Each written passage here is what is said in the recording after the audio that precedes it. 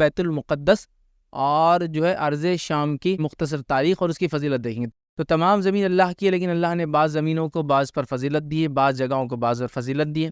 مسلمانوں کو چاہیے کہ ان مقام مقدسہ جس کو کہیں گے، یہ مقدس مقامات جو ہے، ان کے تعلق سے وہ علم حاصل کریں۔ تو اسی طرح ان زمینوں کے تعلق سے جب ہم کو معلومات حاصل ہوں گی تو ہم بھی ظاہر سی بات ان کی طرف لپکیں گے اور ان چیزوں کو، ان کی مقام اور ان کی اہمیت دینے کی ہم جو ہے بہرحال کوشش کریں گے۔ اس زمین کو جس کو ہم شام کہتے ہیں، وہاں ابراہیم علیہ السلام آئے، اور ابراہیم علیہ السلام کے آنے کے بعد کم و بیش تقریباً تمام انبیاء اسی زمین پر آئے۔ یہ سرزمین یاد رکھیے، یہ انبیاءوں کا مرکز رہی، یاد رکھیے۔ قرآن کو اگر لے لے تو 25 انبیاءوں کے اللہ نے رب العزت نام لیے، 25 میں سے آپ دیکھیں گے میجر انبیاء اسی علاقے کے جو شام میں آئے۔ اور اگر بائبل کو لے لے تو اس میں 75 انبیاؤں کے تذکرے آتے، نام آتے ہیں اس کے اندر، ان 75 لے لے تو اس میں سے میجر جو ہے یہیں ملیں گے آپ کو تقریباً۔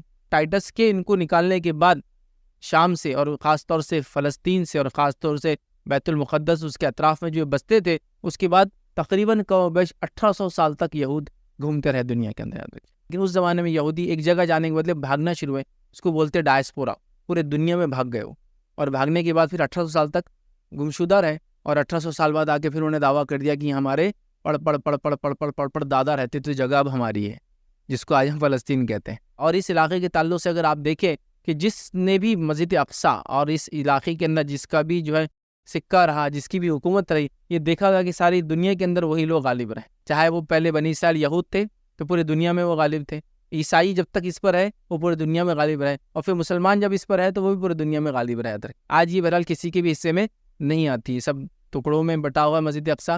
مسجد اقصیٰ کی زمین کی اگر آپ تاریخ پڑھیں گے، یہ وہ شہر تعلق قدس جس کو کہتے ہیں، یا مسجد اقصیٰ جو یہ وہ علاقہ ہے دنیا کا جس کے لیے سب سے زیادہ جنگیں لڑی گئی۔ لیکن یہ پوری تاریخ کو اگر آپ پڑھ لیں، پوری ہسٹری کو، تو یہ پوری ہسٹری کے اندر صرف ایک بار مسجد اقصیٰ جو ہے، یا وہ القدس کا علاقہ یا فلسطین کا علاقہ بغیر جنگ کی جو ہے کسی کو سونپا گیا، اور وہ تھا عمر ابن خطاب۔ ایک ہی بار ہوا پوری تاریخ میں، یونیک ہے یہ تاریخ کا پارٹ۔ صلیبی جو ہے مسجد اقصیٰ میں القدس کے اندر داخل ہوئے تو انہوں نے اتنی قتل و غارت گری کی، یہودیوں کو بھی مار دیا، عیسائیوں کو بھی مار دیا، خود اپنے بھائیوں کو مارا انہوں نے، چونکہ ان کا چرچ الگ تھا۔ اس کے بعد مسلمانوں کو مارا کہ مسلمان مطلب انسانوں کی لاشوں میں اور خون میں ان کے گھوڑوں کے جو گھٹنے تھے وہ ڈوبے ہوئے تھے۔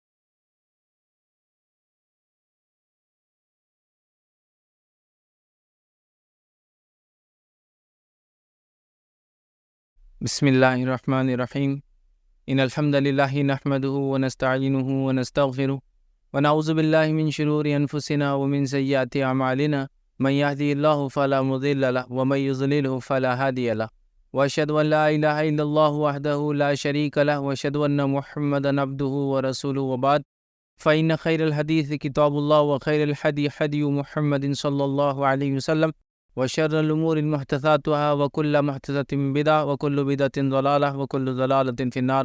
وقال عز وجل في القرآن المجيد، أعوذ بالله من الشيطان الرجيم، بسم الله الرحمن الرحيم، يا أيها الذين آمنوا اتقوا الله حق تقاته ولا تموتن إلا وأنتم مسلمون۔ وقال يا أيها الناس اتقوا ربكم الذي خلقكم من نفس واحدة وخلق منها زوجها بث منهما رجالا كثيرا ونساء واتقوا الله الذي تسألون به والأرحام إن الله كان عليكم رقيبا۔ وقال يا أيها الذين آمنوا اتقوا الله وقولوا قولا سديدا يصلح لكم أعمالكم ويغفر لكم ذنوبكم ومن يطع الله ورسوله فقد فاز فوزا عظيما۔ اللهم صل على محمد وعلى آل محمد كما صليت على إبراهيم وعلى آل إبراهيم إنك حميد مجيد۔ اللهم بارك على محمد وعلى آل محمد كما باركت على إبراهيم وعلى آل إبراهيم إنك حميد مجيد۔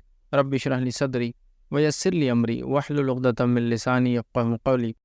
وقال عز وجل في القرآن المجيد، أعوذ بالله من الشيطان الرجيم، بسم الله الرحمن الرحيم، سبحان الذي أسرى بعبده ليلا من المسجد الحرام إلى المسجد الأقصى الذي باركنا حوله لنريه من آياتنا إنه هو السميع البصير۔ أما بعد، تمام تعریفیں اس اللہ عز و جل کے لائق و زیبا ہیں جو تمام جہانوں کا بنانے والا اور اسے پالنے والا ہے، اور درود و سلام اس کے آخری نبی محمد صلی اللہ علیہ وسلم پر۔ الحمدللہ ہم تمام یہیں اس ہفتے واری درس کے لیے جمع ہوئے ہیں۔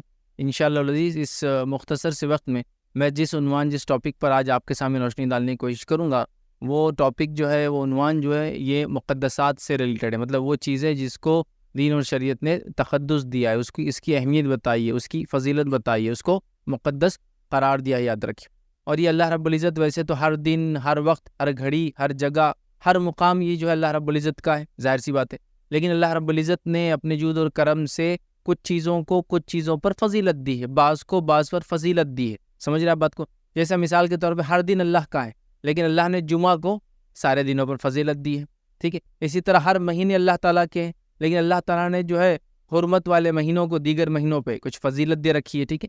تو اسی طرح ساری زمین اللہ رب العزت کی، یاد رکھیں، لیکن اس زمین میں بھی اللہ رب العزت نے کچھ زمین کو، کچھ علاقوں کو، کچھ جگہوں کو بعض جگہوں سے زیادہ فضیلت دی، یاد رکھیں، اس کی اہمیت بتائی، یاد رکھیں، تو اس کو ہم مقدسات کہہ رہے ہیں ایک عام زبان میں، مطلب وہ چیزیں جن کا تقدس ہے، یاد رکھیں، جس کی وجہ سے اس کو مقدس کہتے ہیں، جیسا مقدس مقام مسجد حرام ہے، ٹھیک ہے؟ اسی طرح جو ہے مسجد نبوی ہے، یاد رکھیے، اسی طرح بیت المقدس ہے، یاد رکھیے، ٹھیک ہے؟ اور بھی کچھ جگہوں کا اللہ رب العزت نے دیگر جگہوں پہ فضیلت دی ہے، جیسے ارض شام کو جو ہے، شام کی زمین کو اللہ نے فضیلت دی ہے، اسی طرح جو ہے ایک روایت میں آتا ہے یمن کو اللہ رب العزت نے فضیلت دی ہے، تو کچھ زمینوں پہ اللہ رب العزت کی طرف سے عطا کردہ یہ فضیلت ہے، یاد رکھیں۔ تو ہم لوگوں کے لیے ضروری ہے، جو میں آج جو 10 آپ کے سامنے رکھ رہا ہوں، یہ ضروری ہے کہ ہم لوگ کچھ چیزوں کی جو اللہ رب العزت نے قاط فضیلت بتائی ہے، یا وہ چیز جو مقدسات میں سے، چونکہ آج کا میرا عنوان ہوگا انشاءاللہ عزیز بیت المقدس، اور جو ہے ارض شام کی تعلق سے ہم کچھ باتیں دیکھیں گے، اس کی مختصر تاریخ اور اس کی فضیلت دیکھیں گے۔ تو بیت المقدس اور ارض شام، اس کی مختصر سی تاریخ اور اس کی فضیلت کو میں آج آپ کے سامنے رکھوں گا، تاکہ ہمارے ذہن میں یہ چیز واضح ہو کہ ان کی کیا اہمیت ہے، اور جب ہمیں کسی چیز کی اہمیت پتہ ہوتی ہے تو ہم اس کے اعتبار سے، یاد رکھیے، اپنے اعمال کو، اپنے افعال کو اور دیگر چیزوں کو ڈالتے ہیں۔ تو تمام زمین اللہ کی ہے، لیکن اللہ نے بعض زمینوں کو بعض پر فضیلت دی ہے، بعض جگہوں کو بعض پر فضیلت دی ہے۔ اسی طرح جو ہے مسلمانوں کو چاہیے کہ ان مقام مقدسہ جس کو کہیں گے، یہ مقدس مقامات جو ہے، ان کے تعلق سے وہ علم حاصل کریں، ان کو وہ جانیں، یاد رکھیں، اور جب اس کے تعلق سے علم حاصل کریں گے، ان کو جانیں گا، تو ظاہر سی بات ہے پھر اس میں رہنے کی کوشش کریں گا، اس کا تحفظ کرنے کی کوشش کریں گا، ٹھیک ہے؟ اس میں بسنے کی اور اس کو آگے بڑھانے کی اور ان اہمیت کو لوگوں کو بتانے کی کوشش کریں گا۔ تو پہلی چیز ہے ہم اس کا علم حاصل کریں، اور علم حاصل کرنے کے بعد ان چیزوں کو جانیں، ان چیزوں کو سمجھیں، اور سمجھنے کے بعد دوسروں تک پہنچائیں اور ان کی حفاظت کریں، ٹھیک ہے؟ اور اسی طرح اگر ہو سکے اللہ نے موقع دیا تو ان میں جانے کی، بسنے کی، انسان جو ہے وہ کوشش کرے، اور یہ تبھی ہوں گا جب انسانوں کو کسی چیز کے بارے میں علم ہوگا، یاد رکھیں، ٹھیک ہے؟ اسی طرح جو ہے اللہ رب العزت نے اس چیز کی مسلمانوں کو رغبت دلائی کہ جن چیزوں میں خیر ہوتی ہے، جن چیزوں میں برکت ہوتی ہے، ان چیزوں کی طرف مسلمان لپک کر جاتا ہے، ان چیزوں کی طرف وہ بڑھتا ہے۔ تو اسی طرح ان زمینوں کے تعلق سے جب ہم کو معلومات حاصل ہوں گی تو ہم بھی ظاہر سی بات ان کی طرف لپکیں گے، اور ان چیزوں کو، ان کی مقام اور ان کی اہمیت دینے کی ہم جو ہے بہرحال کوشش کریں گے۔ آئیے تو آج کے اس درس میں بہت مختصر سے میں ملک جو ہے جس کو ہم کہیں گے بیت المقدس اور ملک شام کے تعلق سے بہت مختصر تاریخ اور اس کی چند فضیلتیں یاد رکھی، بہت زیادہ تو نہیں رکھ پائیں لیکن چند فضیلتیں، 5 ایسی فضیلتیں میں ان کی دونوں کی رکھنے کی بہرحال کوشش کروں گا۔ تو پہلے ہم مختصر سی تاریخ دیکھتے ہیں، یاد رکھیں، بیت المقدس کی بولی یا ارض شام کی بولی، چونکہ بیت المقدس بھی اس کے اندر ہی آتا ہے، یاد رکھیے، جو کہ شام کی سرزمین ہے۔ اب نبی اکرم صلی اللہ علیہ وسلم کا جب زمانہ تھا تو شام جو ہے وہ ایک بہت بڑے خطے کو کہتے تھے، جو کہ آج کے زمانے میں وہ کئی ممالک بن چکے ہیں، یہ کئی ملک وہاں یاد رکھیے وجود میں۔ جیسے مثال کے طور پر جب ہم شام کہتے ہیں تو اس سے مراد اس زمانے میں نبی اکرم صلی اللہ علیہ وسلم کے فلسطین پورا آتا تھا، جس کو پیلسٹائن کہتے ہیں۔ اسی طرح شام کا جب لفظ آتا ہے تو اس کے اندر مکمل طور سے یاد رکھیں اردن آتا تھا، جس کو ہم جارڈن کہتے ہیں۔ اسی طرح مکمل طور سے سوریہ آتا تھا، جس کو ہم سیریا کہتے ہیں۔ اسی طرح لبنان آتا تھا، یاد رکھیں۔ تو یہ مکمل ایسے کئی ممالک ہیں بھی، اور اس کے علاوہ بھی کچھ علاقے آگے اور پیچھے ہوتے تھے، یاد رکھیں۔ تو اس زمین کو شام کہتے تھے، اس خطے کو شام کہتے تھے۔ اب ایگزیکٹلی میں اس لیکچر کے اندر تو آپ کو بارڈرز ڈیفائن نہیں کر پاؤں گا، لیکن رفلی میں کہہ رہا ہوں کہ یہ 4 ممالک تو شام کے اندر آیا ہی کرتے تھے اس زمانے میں، یاد رکھیں۔ اور اس کے علاوہ بھی کچھ علاقے، اس کے دیگر اطراف اور اکناف جس کو کہیں گے، وہ بھی شام کا علاقہ کہلایا کرتے تھے۔ تو نبی اکرم صلی اللہ علیہ وسلم نے جب احادیث کے اندر شام کی طرف اشارہ کیا تو ظاہر سی بات ہے اس سے مراد آج کے زمانے میں یہ تمام ممالک اس میں آتے ہیں، یاد رکھیں۔ اس چیز کو ہم جو ہے ذہن نشین کر لیں، یاد رکھیں، ٹھیک ہے؟ اب آئیے ہم آگے بڑھتے ہیں، اور آج کا جو میرا لیکچر ہوگا وہ 3 نکات پر مشتمل ہوگا۔ 3 پوائنٹس ہم میجر اس کے اندر دیکھیں گے۔ پہلا پوائنٹ ہم دیکھیں گے مختصر تاریخ دیکھیں گے ملک شام کی، بنی اسرائیل کے دور تک، مطلب بنی اسرائیل جب اس پہ حکومت کرتے رہی، شام کی تاریخ کیا رہی، چونکہ بیت المقدس بھی شام کے اندر ہی آتا ہے، اس لیے ہم پہلے اس کی تاریخ دیکھیں گے، اور بنی اسرائیل کے بارے میں کچھ چیزیں جانیں گے کہ ان کے اندر جب ان کے پاس یہ زمین تھی تو انہوں نے اس کی کیا کیا۔ دوسری چیز دیکھیں گے، مختصر سی تاریخ دیکھیں گے ملک شام کی، چونکہ بیت المقدس اسی میں آتا ہے، اسلامی دور کے اندر کیسی تھی. اور اس کے بعد تیسرا ہم دیکھیں گے مسجد اقصیٰ، اور اسی کے ساتھ ساتھ جو ہے بیت المقدس جس کو کہتے ہیں، اسی کے ساتھ ساتھ ملک شام کے بارے میں کچھ فضیلتیں، کچھ باتیں جو نبی اکرم صلی اللہ علیہ وسلم نے اس کے فضائل میں بیان کیے، وہ باتیں میں انشاءاللہ عزیز آج آپ کے سامنے رکھوں گا. تو 3 نکات پر مشتمل ہوں گا کہ ہم شام کی مختصر تاریخ، یہ بنی اسرائیل کے دور میں، پھر شام کی مختصر تاریخ اسلامی دور میں، اور اس کے بعد مسجد اقصیٰ اور شام کے تعلق سے کچھ فضائل جو نبی اکرم صلی اللہ علیہ وسلم نے قرآن نے بیان کی، وہ میں آپ کے سامنے آج رکھنے کی جو ہے کوشش کروں گا. تو چلیے آئیے پہلے ہم دیکھتے ہیں مختصر تاریخ دیکھیں گے، بہت شارٹ، بہت ہی بریف اور بہت شارٹ میں بہت ہی مختصر بالکل کہیں گے، کوئی ٹائم لائن بھی نہیں ہے اس کی، ایک شارٹ میں اس کی تاریخ رکھنے کی کوشش کروں گا. شام کے تعلق سے بہت مختصر سا ان شارٹ میں ایک آپ کے سامنے تاریخ رکھنے کی کوشش کرتا ہوں. سب سے پہلی چیز یاد رکھیں، شام کے تعلق سے اگر ہم دیکھیں تو ابراہیم علیہ السلام کے زمانے کو ہم دیکھتے ہیں. تو ابراہیم علیہ السلام نے اپنی اہلیہ جو ہے سارہ علیہ السلام اور اپنے بھتیجے لوط علیہ السلام کو لے کر جو ہے آپ بابل شہر کے اندر تھے، مطلب جس کو کہیں گے میسوپوٹیمیا یا آج کے دور کا عراق ہوتا تھا. وہاں سے پھر آپ نکلے، اس زمانے میں بیبلون اس کو کہتے تھے، وہاں سے آپ نکلے اور آپ نے ہجرت کر کے اس جگہ کو جو ہے اپنا جس کو کہیں گے رہائش گاہ یا اپنے آپ کو وہاں رہنا آپ نے پسند کیا، اور پوری دعوت پھر وہاں سے نکل کر آپ نے مختلف علاقوں میں کیا درکی. اور اس زمانے میں یہ علاقہ کنان کہلاتا تھا، اور کینانائٹ بول کے کچھ قومیں تھی وہاں رہتی تھی. بہرحال تو کنان اس علاقے کا نام تھا، اور یہاں کے ایک شہر الخلیل جس کو آج کے زمانے ہیبرون کہتے ہیں، اس کو آپ نے مرکز بنا اپنی دعوت کا. اور پھر یہاں سے آپ مصر گئے، اور یہاں سے آپ مختلف مقامات پہ گئے، اور لوط علیہ السلام بھی یہیں رہے، اور سوڈوم اور گومورہ نامی جو بستیاں تھیں یاد رکھے وہاں آپ بسے رہے یاد رکھے، اور ابراہیم علیہ السلام جو الخلیل کے اندر بسے. اور واللہ عالم بہرحال باقی کیا رہا ہوں گا، کہاں کا کیسے کیا، لیکن اس زمین کو جس کو ہم شام کہتے ہیں وہاں ابراہیم علیہ السلام آئے.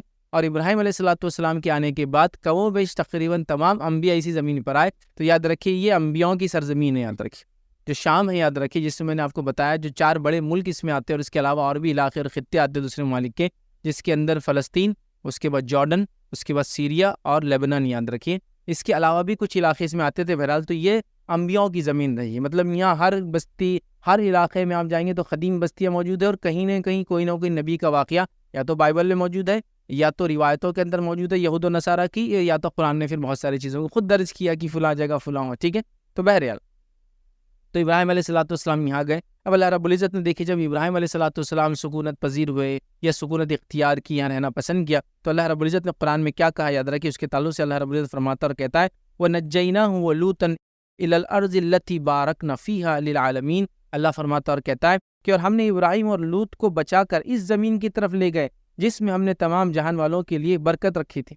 تو اللہ تعالیٰ نے اس زمین کو تمام عالم کے لیے برکت والا قرار دیا کہ کہا ہم نے پھر ان کو وہاں سے نکالا، نجات دی، اور اس زمین کی طرف لے گئے جس میں عالم کے لیے اللہ رب العزت نے برکت رکھی تھی، یاد رکھی. تو یہ برکت والی زمین ہے، یاد رکھیے. اس زمین کی فضیلت ہے. ارض شام جو ہے یہ مقام محشر بھی یاد رکھیے، اور بھی اس کی فضائل ہے. بہرحال تو یہاں ابراہیم علیہ السلام نکل کر ہجرت کر آئے، اور پھر یہیں سکونت پذیر ہے. یہیں آپ نے اس کو اپنے دارالدعوہ بنایا، دعوت کا اپنا گھر بنا، یہیں سے پوری دعوت لے کے سارے عالم تک بہرحال میسیج آپ لے کر جاتے رہیں.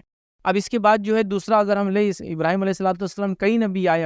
اب پوری تاریخ اور پوری ڈیٹیلز تو بہرحال ہم نہیں لیں گے، لیکن اس کے بعد ایک بڑا دوسرا ہم واقعہ لیں گے جو ہے موسیٰ علیہ السلام ہجرت کر کے یہاں، اور بنی اسرائیل اس طرح سے یہاں آپ پہنچی. یاد رکھیے ابھی وہاں سے ابراہیم علیہ السلام کے زمانے میں یہ شام میں تھے، لیکن پھر یوسف علیہ السلام کے زمانے میں یہ چلے گئے مصر، اور پھر اس کے بعد یہ مصر میں بسے رہے، حتیٰ کہ جب تک یہ دین پر چلتے رہے اللہ ان کو عروج دیتا رہا. پھر جب انہوں نے دین کو چھوڑ دیا تو اللہ نے ان کو پستی اور زوال میں ڈال دیا. پھر یہ حکومت سے نکل کر غلامی میں آ گئے، اور غلامی میں اس بدترین غلامی میں آ کے ان کے بچوں کو ذبح کر دیتا فرعون، اور لڑکیوں کو زندہ چھوڑ دیا کرتا تھا. پھر اللہ رب العزت نے ان پر فضیلت کی اور ان کے طرف رخ کیا اور ان پر پھر اپنا فضل کیا، چونکہ یہ چرندہ لوگ تھے اللہ کے، تو اللہ نے وہ کیا، اور پھر موسیٰ علیہ السلام کو بہرحال پیدا کیا. اور اس کے بعد موسیٰ علیہ السلام کے ذریعے یہ نکل کر جو ہے اس غلامی سے نکل کر آزادی کی طرف آئے، اور پھر واپس سے یہ شام میں چلے آئے. اور پورا واقعہ آپ جانتے ہیں، سینا میں جو ہے موسیٰ علیہ السلام کو لے کر اللہ نے کیا کیا حکم دیا. تو پھر موسیٰ علیہ السلام کا ایک زمانہ جس کو ہم کہیں گے ایک بڑا اہم دور ہے، جب بنی اسرائیل وہاں سے نکلی، مصر سے نکلی، اور واپس جو ہے شام کے علاقے میں جس کو ہم کہہ رہے ہیں وہاں واپس آ گئی. اور اللہ رب العزت نے سورہ مائدہ سورہ نمبر 5 آیت نمبر 21 میں دیکھیے کیا فرمایا، کہا یا قوم ادخلوا الارض المقدسة التي كتب الله لكم ولا ترتدوا على ادباركم فتنقلبوا خاسرین. اللہ فرماتا اے میری قوم، موسیٰ علیہ السلام نے کہا اے میری قوم والو، اس مقدس زمین میں داخل ہو جاؤ۔ تو یہاں دیکھیے موسیٰ علیہ السلام نے کہا کہ اے میری قوم تم مقدس زمین میں داخل ہو جاؤ۔ اوپر والی آیت میں ہم نے دیکھا تھا اللہ نے فرمایا اس کو ہم نے برکت والا بنایا ہے۔ تو موسیٰ علیہ السلام نے کہا میری قوم برکت والی زمین مطلب شام کی سرزمین پہ داخل ہو جاؤ۔ پھر کیا فرمار کہا ہو جاؤ جو اللہ تعالیٰ نے تمہارے نام لکھ دی ہے، اور جو پیٹھ کے بل واپس نہ پلٹ جاؤ کہ پھر نقصان میں پڑ جاؤ۔ لیکن بنی اسرائیل نے بہرحال باوجود اس وارننگ کے موسیٰ علیہ السلام کے اور نافرمانی کی، اور پھر بہرحال وہی کر بیٹھے جو ان کو کرنا تھا، اس زمین میں داخل ہوئے لیکن نافرمانی کے ساتھ تو اللہ نے سزا سنائی، 40 سال گھومتے رہے، اور بہرحال پورا واقعہ آپ جانتے ہیں۔ لیکن موسیٰ علیہ السلام کے زمانے میں کوئی حکومت تو بہرحال یہاں نہیں بنی، اسٹیبلش کوئی کنگڈم نہیں بنا، یاد رکھیے ابھی بنی اسرائیل کا۔ اس کے بعد جو ہے تیسرا واقعہ ہم دیکھیں گے وہ ہے جو ہے یوشع ابن نون علیہ السلام۔ یہ جو ہے موسیٰ علیہ السلام کے زمانے میں آپ کے ایک صحابی تھے۔ اس کے بعد اللہ رب العزت نے آپ کو نبوت عطا کی۔ تو یوشع ابن نون جو ہے علیہ السلام، ان کے زمانے میں بنی اسرائیل کو وہاں حکومت ملی، اور بنی اسرائیل اب ایک اسٹیبلش حکومت کے فارم میں آئی، اور شام کی سرزمین پہ بنی اسرائیل کا ایک طرح سے ہم کہیں گے حکومت قائم ہوئی، یاد رکھیے۔ اور پھر وہاں جو ہے بنی اسرائیل نے فتح حاصل کی، وہ پوری سزا بھگتنے کے بعد جو نافرمانی اللہ کی تھی موسیٰ علیہ السلام کے دور میں، اور نکل کر پھر بہرحال اللہ رب العزت نے ان کو اس پستی سے نکال کر پھر حکومت عطا فرمائی، اور یہ تاریخی حوالے اس کے تعلق سے بہت سارے ملتے ہیں۔ اس کے بعد ہم چوتھی چیز جو دیکھیں گے اس کے اندر، یاد رکھیے ابراہیم علیہ السلام کے زمانے کے بعد یہ سرزمین، یاد رکھیے یہ انبیاؤں کا مرکز رہی، یاد رکھیے، اور انبیاء علیہ السلام کی یہاں آمد ہوتی رہی پے در پے، ایک کے بعد ایک، ایک کے بعد ایک، ہر بستی میں، ہر جگہ، مطلب اس کی تاریخ کو آپ اٹھا لے تو اتنے واقعات موجود ہیں۔ جیسے کہ اگر ہم اپنی قرآن کو اگر لے لیں تو 25 انبیاءوں کے اللہ رب العزت نام لیے، 25 میں سے آپ دیکھیں گے میجر انبیاء اسی علاقے کے جو شام میں آئے، اور اگر بائبل کو لے لیں تو اس میں 75 انبیاؤں کے تذکرے آتے، نام آتے ہیں اس کے اندر، ان 75 لے لیں تو اس میں سے میجر جو ہے یہیں ملیں گے آپ کو تقریباً، یا تو کہیں اور پیدا ہوئے تو یہاں آ گئے، جیسا کہ ابراہیم علیہ السلام کہیں اور تھے یہاں آ گئے، موسیٰ علیہ السلام کہیں اور تھے یہاں آ گئے، سمجھ رہا؟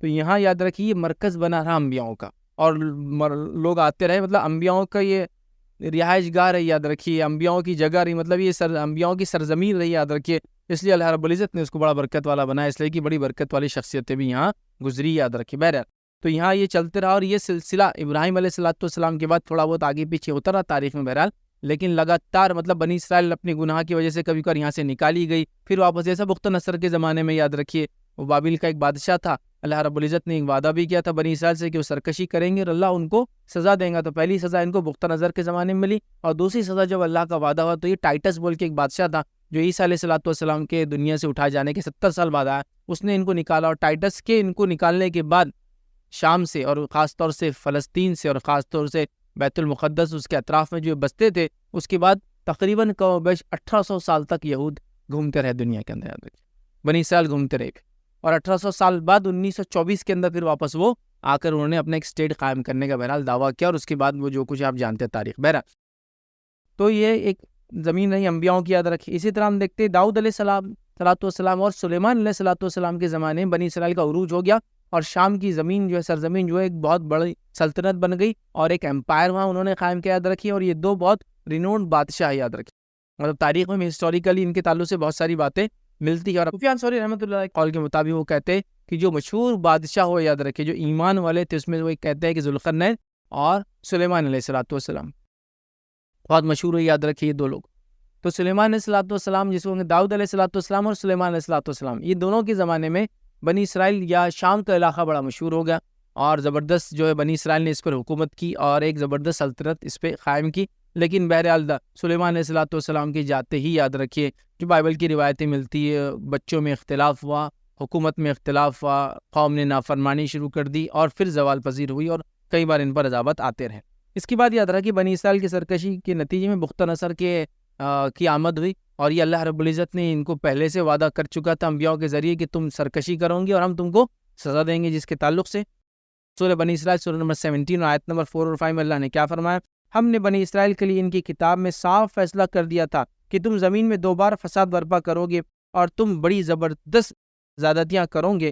پھر اللہ نے آگے فرمایا ان دونوں وعدوں میں سے پہلے کے آتے ہی ہم نے تمہارے مقابلے پر اپنے بندے بھیج دیے جو بڑے لڑاکے تھے، بس وہ تمہارے گھروں کے اندر تک پھیل گئے، اور اللہ کا یہ وعدہ پورا ہونا ہی تھا۔ اور یہ بختہ نصر کے تعلق سے جتنے بھی لوگوں نے لکھا ہے کہا کہ یہ وہی تھی پہلا جو وعدہ تھا، بختہ نصر آیا جس کو نبوکڈ نظر بولتے ہیں انگلش میں۔ یہ بابل کا بادشاہ تھا، میسوپوٹیمین کنگ تھا، وہاں سے نکلا اور یہ بنی اسرائیل پہ اس نے مطلب پورے شام کے علاقے پہ اس نے حملہ کیا، قبضہ کیا، اور اس زبردست قسم سے یہ جنگ ہوئی اور اس زبردست قسم سے یہود کو مارا گیا کہ روایت میں آتا ہے کہ اس نے یہودیوں کی ایک بڑی آبادی ختم کر دی، باقیوں کو غلام بنا لیا، ہر یہود کو گھر سے نکالا گیا اور گھر سے نکال کر باندھ کر ان کو سب کو کہاں لے گیا؟ بابل لے گیا اپنے ساتھ۔ لیکن اس کے بعد کچھ صدیوں بعد ان کو پھر آزادی ملی واپس آنے کی، پھر یہ واپس آئے، پھر انہوں نے اپنا کنگڈم اسٹیبلش کیا، پھر یہ وہاں کر رہنے لگے، یاد رکھیے۔ اور پھر دوسرا وعدہ اللہ تعالیٰ کا جو علماء لکھتے ہیں وہ تب ہوا جب عیسیٰ علیہ السلام کے بعد 70 عیسوی میں پھر انہوں نے نافرمانی کی، پھر گناہ کی، اللہ رب العزت نے پھر جو ہے ٹائٹس کو بھیج دیا اور اس نے آ کر پھر اس پہ حملہ کیا، اور پہلی بار بھی جب حملہ ہوتا بخت نصر کا پورا علاقہ بیت المقدس ملا کر سب کچھ اس نے ڈھا دیا تھا۔ دوسری بار بھی سیم ہوا، وہ لوگ گھسے اور انہوں نے سب کچھ برباد کر دیا یہودیوں، سب کچھ مطلب سب کچھ برباد، یہاں تک کہ مسجد اقصیٰ کو بھی تہس نہس کر دیا، پورا برباد کر دیا اور پورے بستیوں کو آگ لگا دی اور پھر غلام بنا کے یہودیوں کو لے گیا۔ لیکن اس زمانے میں یہودی ایک جگہ جانے کے بدلے بھاگنا شروع ہوئے، اس کو بولتے ڈائسپورا، پورے دنیا میں بھاگ گئے وہ، اور بھاگنے کے بعد پھر 1800 سال تک گمشدہ رہے، اور 1800 سال بعد آ کے پھر انہوں نے دعویٰ کر دیا کہ ہمارے پڑ دادا رہتے تھے، جگہ اب ہماری ہے، جس کو آج ہم فلسطین کہتے ہیں۔ تو یہ بڑا تعجب خیز دعویٰ تھا ان کا، بہرحال مطلب 1800 سال پہلے میرے والدین یا میرے آبا و اجداد جس زمین پر ہے، 1800 سال بعد آ کے وہاں کے لوگ جو آج اس کے مالک ہیں ان کو ہٹا کے میں کہوں کہ میرا اس پر دعویٰ اس لیے کہ 1800 سال پہلے ہم یہاں تھے۔ تو اللہ نے عذاب دیا ان پر اور ان کو اپنی بستی اور علاقے چھوڑ کر وہاں سے بھاگنا پڑا، ٹھیک ہے۔ تو یہ تھا، تو یہ اس طرح سے بہرحال ان کے ساتھ ہوا۔ اسی طرح جو ہے عیسیٰ علیہ السلام کو اللہ رب العزت یہاں بھیجا، جیسا کہ ہم جانتے ہیں ابراہیم علیہ السلام کے قوم میں تمام نبی شام میں آئے، یہاں تک کہ زکریا علیہ السلام، یحییٰ علیہ السلام اور پھر عیسیٰ علیہ السلام، اور عیسیٰ علیہ السلام آخری نبی تھے، یاد رکھے، جو اس سرزمین پر آئے، اور یہ سیکنڈ لاسٹ نبی تھے جو دنیا میں بھیجے گئے، یاد رکھیے۔ ان کی آمد پھر سے ایک بار ہونے والی قیامت سے پہلے، اور آخری نبی محمد صلی اللہ علیہ وسلم تھے جو کہ عرب میں جو ہے مکہ میں پیدا ہوئے اور مکہ اور مدینہ اور اس کے اطراف میں آپ رہے، اور آپ کا انتقال مدینہ میں ہم سب جانتے ہیں۔ بہرحال عیسیٰ علیہ السلام تک یہاں رہے۔ جب عیسیٰ علیہ السلام کو اللہ نے بھیجا، یہودیوں نے پھر چالبازیاں کی، سرکشی کی، ان کے پیغام کو نہیں مانا، ان کو جھٹلایا، نعوذ باللہ ثم نعوذ باللہ، ان کی والدہ پر الزام لگایا، حالانکہ یہ جانتے تھے نبی حق، سب کچھ انہوں نے کیا اور بڑا ہی فتنہ اور فساد کیا۔ نتیجہ یہ ہوا کہ انہوں نے وقت کی حکومت کو بہکایا، عیسیٰ علیہ السلام کی دعوت اور آپ کے مشن کے خلاف حکومت بہکاوے میں آ گئی، حکومت نے پھر ایک سزا سنا دی، چونکہ یہودیوں کو وہ اہم مانتی تھی، ان کے فتنے اور سرکشیوں کو بھی رومی سمجھتے تھے کہ بڑی فتنہ باز قوم ہے، تو لہٰذا ان کی بات سن لی جائے، اور عیسیٰ علیہ السلام کو اوپر سزا نافذ کی کہ اللہ رب العزت نے آپ کو اٹھا لیا، یاد رکھے۔ اور اللہ رب العزت نے قرآن میں اس بات کو یوں فرمایا اور کہا، وَقَوْلِهِمْ إِنَّ قَتَلْنَا الْمَسِيحَ عِيسَى ابْنَ مَرْيَمَ رَسُولَ اللَّهِ وَمَا قَتَلُوهُ وَمَا صَلَبُوهُ وَلَكِنْ شُبِّهَ لَهُمْ، کہ اللہ رب العزت فرماتا ہے، اور یہود یہ کہنے کے سبب کہ ہم نے اللہ کے رسول عیسیٰ جو ہے مسیح عیسیٰ ابن مریم کو قتل کر دیا، حالانکہ نہ تو انہوں نے عیسیٰ کو قتل کیا، نہ سولی پر چڑھایا، بلکہ ان کے لیے عیسیٰ کا شبیہ بنا دیا گیا تھا۔ یقین جانو کہ عیسیٰ علیہ السلام کے بارے میں اختلاف کرنے والے ان کے بارے میں شک میں ہیں، انہیں اس کا کوئی یقین نہیں سوائے بے بنیاد باتوں پر عمل کرنے کے۔ ہاں یہ یقینی ہے کہ انہوں نے عیسیٰ علیہ السلام کو قتل نہیں کیا، تو انہوں نے ارادہ کیا، اللہ نے ان کو بچا لیا۔ اللہ نے فرمایا بل رفعہ اللہ الیہ، اللہ نے ان کو اپنے طرف اٹھا لیا تھا عیسیٰ علیہ السلام کو، اور ہم سب جانتے ہیں بعد میں قیامت سے پہلے آپ آئیں گے، ٹھیک ہے۔ اس کے بعد بالکل آخری دور جس کو ہم کہیں گے، جو بنی اسرائیل کے تعلق سے ہم کہیں گے یہود و نصارہ کے تعلق سے جو شام پہ جن کی حکومت رہی، وہ تھا کانسٹنٹائن کا ایمپرر، جو تھا کانسٹنٹائن ایک ایمپرر تھا، جس کو اردو میں شاید قسطنطین یا قسطنطین بہرحال کہا جاتا ہے۔ تو کانسٹنٹائن ایمپرر تھا، اور اس نے بہرحال 313 عیسیٰ علیہ السلام کے بعد 313 عیسوی کے اندر اس نے عیسائیت کو قبول کیا۔ وہ بڑی مشہور وہ ہوئی، اور میلان کے اندر جو انہوں نے ایک بیٹھک بٹھایا اور اس نے پھر اپنا عیسائیت کا دعویٰ کیا اور اپنے اسٹیٹ مطلب کرسچینٹی کو اسٹیٹ اینڈ آفیشیل ریلیجن اس نے ڈکلیئر کر دیا، ٹھیک ہے۔ تو اس کے بعد پھر ظاہر سی بات ہے کانسٹنٹائن کی اور اس کے آنے والے لوگوں کی حکومت کب تک رہی؟ مسلمانوں کے دور شروع ہونے تک، مطلب عمر ابن خطاب رضی اللہ عنہ کے زمانے تک پھر انہی کی حکومت رہی۔ تو ایک طرح سے ابراہیم علیہ السلام سے لے کر تو کانسٹنٹائن تک، یا اس کے بعد اس کی آنے والی پیڑھیوں تک جو ہے، جب تک کہ جو ہے اسلامی حکومت قائم نہیں ہو، جو ہے عمر ابن خطاب رضی دوسرے خلیفہ کی جو خلافت شروع ہوئی، تب تک کہ جو ہے پھر یہ جو ہے وہاں تک جو ہے عیسائیوں یہود یا عیسائیوں کے ہاتھ میں بہرحال یہ علاقہ رہا۔ اور اس علاقے کے تعلق سے اگر آپ دیکھیں کہ جس نے بھی مسجد اقصیٰ اور اس علاقے کے اندر جس کا بھی جو ہے سکہ رہا، جس کی بھی حکومت رہی، یہ دیکھا گیا کہ ساری دنیا کے اندر وہی لوگ غالب رہے، چاہے وہ پہلے بنی اسرائیل یہود تھے تو پوری دنیا میں وہ غالب تھے، عیسائی جب تک اس پر ہے وہ پورے دنیا میں غالب رہے، اور پھر مسلمان جب اس پر ہے تو وہ بھی پورے دنیا میں غالب رہے. آج یہ بہرحال کسی کے بھی حصے میں نہیں آتی، سب ٹکڑوں میں بٹا ہوا ہے مسجد اقصیٰ. مسجد اقصیٰ اصل جو ہے مسلمانوں کے حصے میں آتی ہے، لیکن عبادت کی وہاں اجازت نہیں، کبھی کبھار کھولتے ہیں کچھ خاص موقعوں پر. باقی دوسرے حصے یہودیوں نے بانٹ لیے، ایک حصہ یہودیوں کے حصے میں جاتا ہے. مسجد اقصیٰ جو ابھی وہ مسلمانوں کے حصے میں آتی ہے، لیکن عبادت کی اجازت کسی کو نہیں، کبھی کبھار کھولی جاتی ہے. وہ ڈوم آف دی راک جو قبۃ الصخرہ جو ہے وہ مسلمانوں کا حصہ ہے، اس کے اندر اجازت ہے، اور ایک حصہ بیت لحم کا وہ عیسائیوں کو دے دیا گیا ہے. تو ایسے 4 حصے اس کے، جس میں سے ایک مسلمان، ایک یہود، ایک عیسائی، اور ایک حصہ مسجد اقصیٰ مسلمانوں کا. مطلب چابی ان کے پاس ہی آج بھی، لیکن عبادت کی اجازت آج بھی اندر نہیں. کئی بار کھولا جاتا ہے اور ساری چیزیں جو کچھ ہوتی ہے جب کھلتا ہے آپ سب دیکھتے ہیں ٹی وی کے اوپر. بہرحال ٹھیک ہے، تو اس طرح سے یہ حکومت رہی، یاد رکھیے، بنی اسرائیل کو ہم کہیں گے شام میں. اس کے بعد کا دور یاد رکھیے، بہت مختصر سی تاریخ ہم دیکھیں گے جب اسلامی حکومت رہی، اور مسجد اقصیٰ اور شام کے تعلق سے بہت مختصر یاد رکھیے. اور یہ سب ریلیجیس پوائنٹ آف ویو سے، پولیٹیکل پوائنٹ آف ویو سے، میں سیاسی نقطہ نظر سے نہیں رکھ رہا ہوں. تو پہلی چیز یاد رکھیے، ابوبکر صدیق رضی اللہ عنہ کے دور میں اس کے اطراف کے علاقے کم و بیش قبضہ کر لیے گئے تھے، لیکن یہ بھی قبضے میں نہیں آیا تھا. ٹھیک، اس کے بعد یاد رکھیے عمر ابن خطاب رضی اللہ عنہ کا زمانہ ہے، جو کہ بہت ہی قریب کا زمانہ ہے نبی اکرم صلی اللہ علیہ وسلم سے، اس لیے کہ ابوبکر صدیق رضی اللہ عنہ کم و بیش 2 سال اور 3 مہینے کے قریب آپ کی خلافت رہی، یاد رکھیے. اس کے بعد عمر ابن خطاب رضی اللہ عنہ کی خلافت قائم ہوئی، اور 16 ہجری کے اندر، جس کو ہم کہیں گے 637 کرسچن ایرا عیسوی کے اندر، یاد رکھیے عمر ابن خطاب رضی اللہ عنہ کی جو فوجیں تھیں، مطلب مسلم جو فوجیں تھیں، انہوں نے اس کو گھیر لیا. اور اس کے بعد جو عیسائیوں نے طے کیا کہ یہ اس کی چابیاں جو ہے مسلمانوں کے خلیفہ اگر خود آتے ہیں لیڈر تو ان کو سونپ دیں گے بغیر جنگ کے. اور یاد رکھیے مسجد اقصیٰ کی اگر آپ تاریخ اگر پڑھیں گے، مسجد اقصیٰ کی زمین کی اگر آپ تاریخ پڑھیں گے، یہ وہ شہر قدس جس کو کہتے ہیں، یا مسجد اقصیٰ جو یہ وہ علاقہ ہے دنیا کا جس کے لیے سب سے زیادہ جنگیں لڑی گئی، جس کے لیے سب سے زیادہ خون بہا، یاد رکھیں، اور جس کے لیے سب سے زیادہ جانے گئی زمین کے لیے، یاد رکھیں. مطلب اس کے محاصروں کی اور جنگوں کی اور فتوحات کی اگر لسٹ نکالے تو ایک قدیم زمانے سے لوگ اس کے لیے لڑ رہے ہیں. تو یہ اس کی زمین کی تاریخ جو بڑی خونریز ہے، یاد رکھیے اطراف، کیونکہ شر پسندوں نے کبھی پسند نہیں کیا کہ لوگ امن کے ساتھ ایسے علاقوں میں رہیں، ہمیشہ آپ دیکھ لیجیے. لیکن یہ پوری تاریخ کو اگر آپ پڑھ لیں، پوری ہسٹری کو، تو یہ پوری ہسٹری کے اندر صرف ایک بار مسجد اقصیٰ جو ہے، یا وہ القدس کا علاقہ یا فلسطین کا علاقہ بغیر جنگ کی جو ہے کسی کو سونپا گیا، اور وہ تھا عمر ابن خطاب. ایک ہی بار ہوا پوری تاریخ میں. یونیک ہے یہ تاریخ کا پارٹ کہ انہوں نے سمجھ گئے تھے کہ مسلمان چونکہ اطراف کا پورا علاقہ گھیر چکے تھے، حتیٰ کہ یہ ادھر مصر کی باؤنڈریز تک جا چکے تھے. پھر آپ جانتے ہیں آگے مصر میں جو ہے عمرو بن عاص جو کہ فاتح مصر ہے، انہوں نے پورا مصر اور پورا نارتھ افریقہ جیت لیا. تو کہیں نہ کہیں عیسائی کلرجی جس کو کہتے ہیں، ان کے جو پاپائیت تھی وہ جان چکی تھی کہ اب یہ ٹھیک نہیں ہے، ہم جنگ جیت نہیں سکتے. یہ مسلمانوں نے تو جو ہے بزنطینی حکومت کو کھدیڑ دیا تھا پورے شام سے. اب ان کو یقین تھا کہ جو فلسطین کا القدس کا علاقہ بڑا چھوٹا تھا، جب انہوں نے سب آس پاس کا علاقہ لے لیا تب یہ کیا مشکل ہے. حکمت کا تقاضا بھی تھا، وقت کی ضرورت بھی تھی، امن کے ساتھ انہوں نے چابیوں کو سونپ دیا. اور ہم کہیں گے 637 کرسچن ایرا میں عیسوی میں یہ مسلمانوں کے ہاتھ آیا، پہلی بار آیا. اور اس کے بعد عمر ابن خطاب زن کے دور میں آیا، اور یہ پہلا واقعہ تھا تاریخ کا جو بغیر جنگ کے آیا. سمجھ رہے ہیں؟ اس کے بعد ہم کہیں گے صلیبی جنگیں ہوئی. تو مطلب صلیبی جنگ جو چھڑی، یاد رکھیے، اور صلیبیوں نے پھر اس پر پھر سے قبضہ کیا، جو کہ 1099 عیسوی کے اندر 1099 کرسچن ایرا میں صلیبی جنگیں ہوئی. اور اس کے بعد اس پہلی جنگ تو بہرحال وہ بہت آسانی سے ہار گیا، لیکن دوسری تیسری اس کا جنگیں چلتی رہی. اس کے بعد جو 1099 کے اندر، یاد رکھیے 1099 میں انہوں نے اس کو واپس لے لیا. یاد رکھیے جو کہ اگر ہم 637 ایرا سے اگر لے، کرسچن ایرا سے جو ہے عمر ابن خطاب زن کا دور تھا، تو یہاں تک تو تقریباً کم و بیش 460 سال تھا جو مسلمانوں کے پاس یہ کنٹینیوس لگاتار رہا. پھر اس کے بعد یہ ہوا کہ 1099 کے اندر یہ جو ہے پھر سے جو ہے عیسائیوں کے ہاتھ میں چلا گیا، اور پھر صلاح الدین ایوبی کے ذریعے جو ہے 1187 عیسوی میں پھر واپس آ گیا.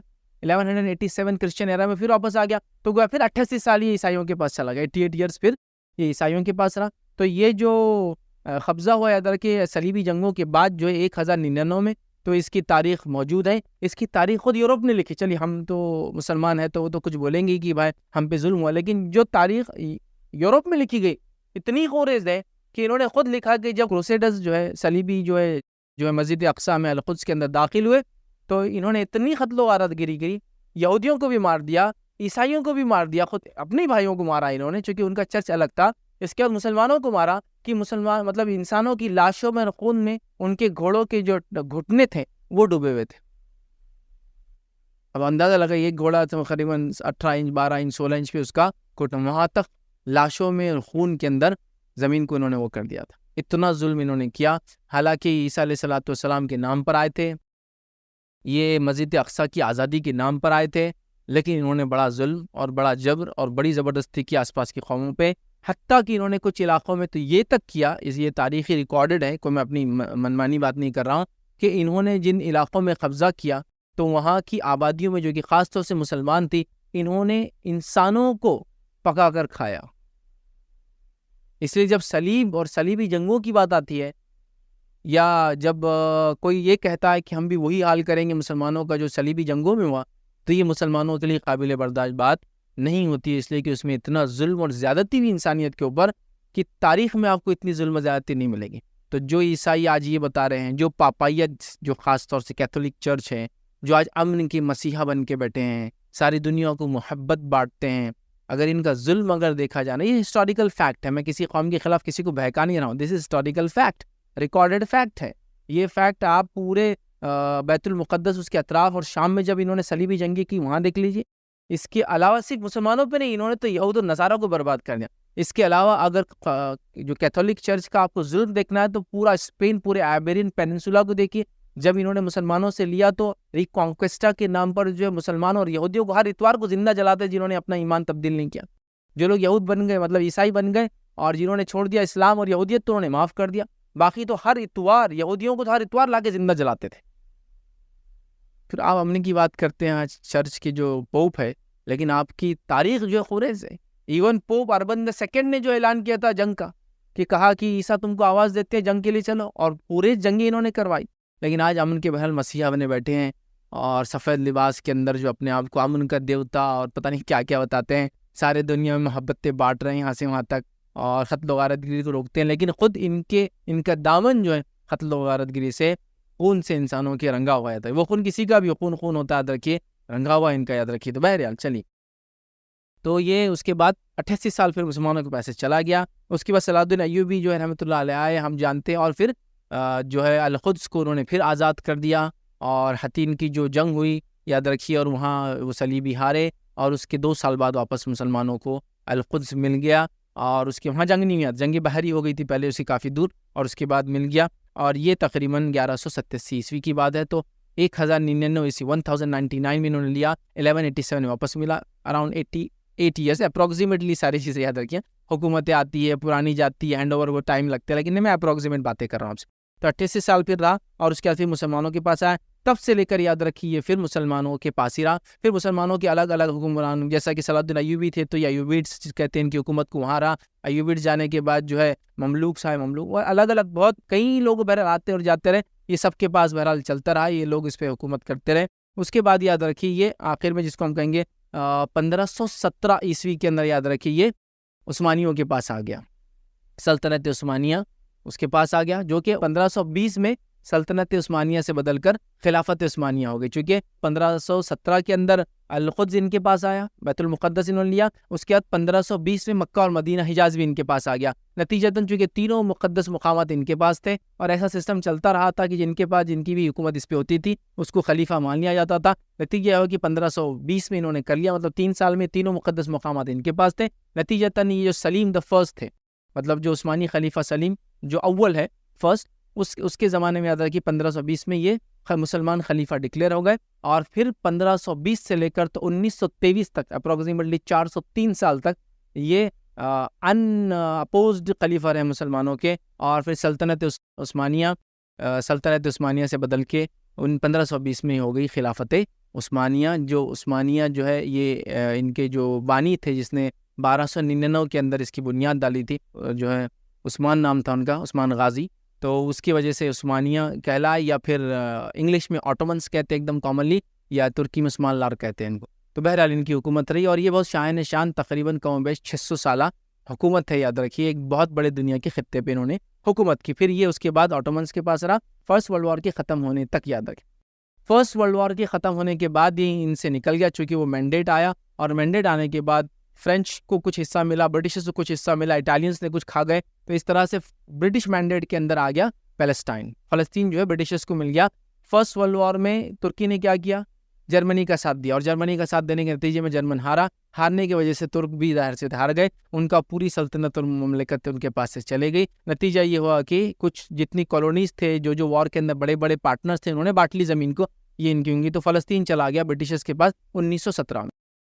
تو 1517 سے لے کر 1917 مطلب کل 400 سال پورا یہ ان کے پاس تھا۔ تو گویا یہ حضرت عمر رضی اللہ عنہ کے بعد 637 سے لے کر تو 1917 تک تقریباً مسلمانوں کے پاس تھا، سوائے 88 سال کا جو صلیبی دور رہا وہاں سے ان کے پاس سے وٹی یاد رکھیے، اور سلیم کے زمانے سے یاد رکھیے وہ خلیفہ کہلائے، اور اس کے بعد سے سلطنت عثمانیہ خلافت عثمانیہ ہوگی یاد رکھیے، اور اس سلسلہ چلتے رہا۔ پہلی جنگ عظیم کے بعد برطانیہ کے قبضے میں بہرحال یہ آ گیا، اور پھر برطانیہ کے پاس رہا 1948 تک۔ 1948 میں پھر برطانیہ نے چونکہ ان کو مینڈیٹ کے اعتبار سے اجازت دی یہودیوں کو، یہودی 1924 سے آنا شروع ہوئے، جمع ہوئے، پھر انہوں نے حکومت کے خلاف مطلب برٹشرز کے خلاف بغاوت کی، برٹش کو مارنا شروع کر دیا، بم بلاسٹ کیا تماشے ہوئے یاد رکھیے، اور اس کے بعد جو ہے 1948 میں انہوں نے اپنے آپ کو انڈیپینڈنٹ ڈکلیئر کیا، اور اس کے بعد سے اپنی جو ہے اسٹیٹ کے لیے انہوں نے کام کیا، اور بہرحال تاریخ پوری آپ بہرحال جانتے ہیں۔ تو اب یہ شام کا علاقے میں خاص طور سے پیلسٹائن، بہرحال ابھی شام میں سیریا الگ ہو گیا، لیبنان الگ ہو گیا، فلسطین ایک ہو گیا، لیکن بہرحال وہ شام کا ایک حصہ ہی ہے بول کے میں نے اس کو تاریخ کا ایک پارٹ لیا، اور یہ اس عثمانیوں کے پاس ہی تقریباً رہا۔ جب یہ فلسطین گیا تو دیگر علاقے بھی عثمانیوں کے پاس سے جا کر دیگر حکومتوں کے پاس بہرحال ان کے ہاتھ میں چلے گئے۔ تو یہ بہت مختصر سی دونوں علاقوں کی بہرحال تاریخ تھی۔ اب آئیے ہم آگے دیکھتے ہیں مسجد اقصی اور ملک شام کے تعلق سے کچھ فضائل ان کے دیکھتے ہیں، اور ہر اس میں 1 2 5 5 6 فضائل میں آپ کے سامنے رکھتا ہوں تاکہ ان فضائل کو، ان علاقوں کو ہم جانیں، ان کی تاریخ کو ہم سمجھیں، ان کے اطراف اللہ نے یہ مقدسات ہے یاد رکھیے، اور اللہ رب العزت نے برکتیں پھیلا رکھی کئی زمین کی، اس کی فضیلت ہے، جو اس کے لیے جو کچھ کر سکتا ہے، ان کی حفاظت سے لے کر، ان کے بارے میں علم بتانے سے لے کر، اگر ہو سکے تو بسنے سے لے کر، مطلب یہ آنے والی جنریشن کو ظاہر سی بات ہے ہم کو بتانا، یہ ساری چیزیں یاد رکھیں۔ دیکھیے مسلمانوں کا معاملہ ظاہر سی بات ہے، ہم آج تو کئی نیشنلٹی سے بٹے ملکوں کی سرحدیں ہم کو بانٹتی ہیں، لیکن ایک مسلمان ہونے کے ناطے ہمارا میسج ایک یونیورسل ہے، ہم ہیومینٹی کو دیکھتے ہیں، ہم نیشنلٹیز کو جنرلی نہیں دیکھتے، ہم انسانیت کے لیول پر ہمارا ساری چیزیں، قرآن نے جہاں بھی حکم دیا انسانیت کے لیے حکم دیا، ہم کو یاد رکھیے، یہ نہیں کہا کہ انسانیت میں پورا ملک کے لیے تم کرو، ہاں ہم جہاں بستے ہیں، جس علاقے میں بستے ہیں، اور چونکہ آج کل باؤنڈریز ہے اس میں نیشنلٹی سے ٹھیک ہے،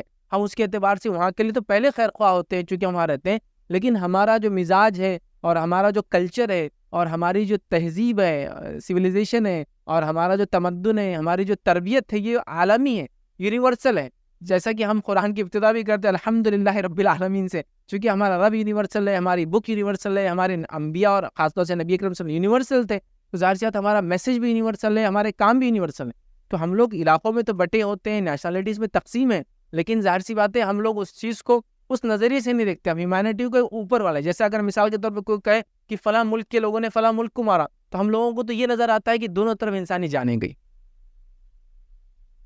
آپ سمجھ رہے بات؟ اگر یہ امن سے ہو جاتا مسئلہ حل تو بہت اچھی بات ہے، ہم اس کو اس نظریے سے نہیں دیکھ رہے کہ یہاں مرنے والا مسلم ہے یا غیر مسلم ہے، ہم اس نظریے سے بھی نہیں دیکھ رہے کہ وہ کس علاقے میں رہتے ہیں، ہم یہ دیکھ رہے کہ انسان ہے، اور انسانوں کو انسانوں کے ساتھ مل جل کر رہنا چاہیے۔ تو اسلام کا پیغام یونیورسل ہے، ہماری تھاٹ یونیورسل ہے، ہمارے دین کے احکامات دیکھیے آپ پورے یونیورسل ہے، کوئی علاقے کے اعتبار سے نہیں دیکھیے، ہاں فقہ کے اعتبار سے، پھر علاقوں کے اعتبار سے ہمارے مسائل پہ ہم لوگ آگے ڈسکس کرتے ہیں، لیکن ایز سچ ایز اے مسلم ہم لوگ ہر چیز یونیورسل ہے ہماری یاد رکھیں۔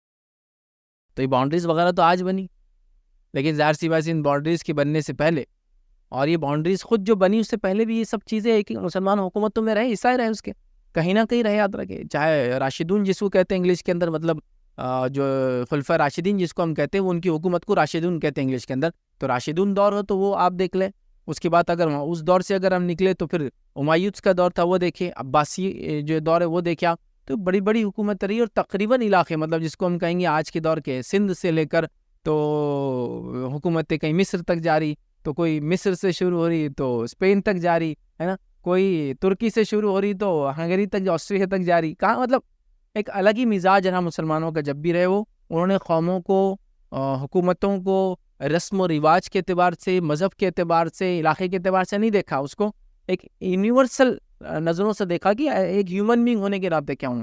یاد رکھیے ہمارا میسج اسی طرح ہے، ہماری سوچ اسی طرح ہونی چاہیے، ٹھیک ہے؟ علاقوں کے اعتبار سے آج وہ علاقوں کو ہم دیکھ بھی نہیں سکتے، ان کے بارے میں کبھی سوچتے بھی نہیں، کبھی کبھار تو ایسا ہوتا ہے کہ کچھ لوگوں کا یہ خیال ہے کہ کیا کرنا ہے سوچ کے شام کے بارے میں، کیا کرنا ہے سوچ کے یہ بارے میں۔ دیکھیے انسانی سطح پر بھی اگر لے تو ہم لوگ تو انسان ہونے کے ناطے ہم کو سوچنا ہی اس کے بارے میں، ہم چھوڑ نہیں سکتے اس ایشو کو، چاہے وہ جو بھی ایشو ہو، چھوڑ سکتے ہیں کہ نہیں؟ انسانی سطح پر بھی ہم کو سوچنا ہے، اس کے بعد ملکی سطح پر بھی اگر لیا تو سوچنا ہے، اس لیے کہ اگر ایک دنیا کے کسی علاقے میں اگر جنگ ہوں گی تو اس کا اثر صرف اس علاقے میں نہیں ہوتا ہے، ہم یہاں تک اس کا اثر محسوس کر سکتے ہیں ہمارے علاقوں میں، کر رہے ہی نہیں کر رہے ہم لوگ۔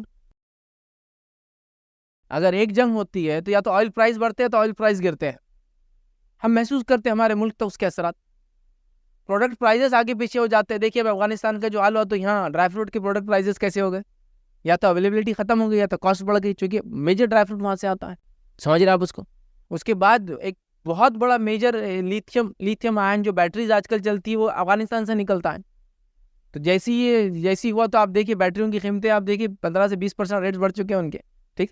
تو آپ ہر جنگ کا اثر آپ اپنے پورے علاقے میں محسوس کریں گے، دور دور تک ہوں گا۔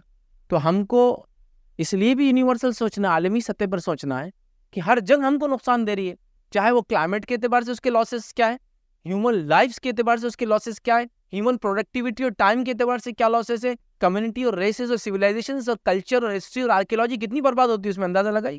عراق میں انہوں نے جنگیں کر لی، بم ڈال دیے 10 سال تک اٹھا کر، کتنی چیزیں جو آثار قدیمہ کی تھی جو پتہ نہیں صدیوں اور ملینیا سے باقی تھی، برباد ہو گئے سسٹم۔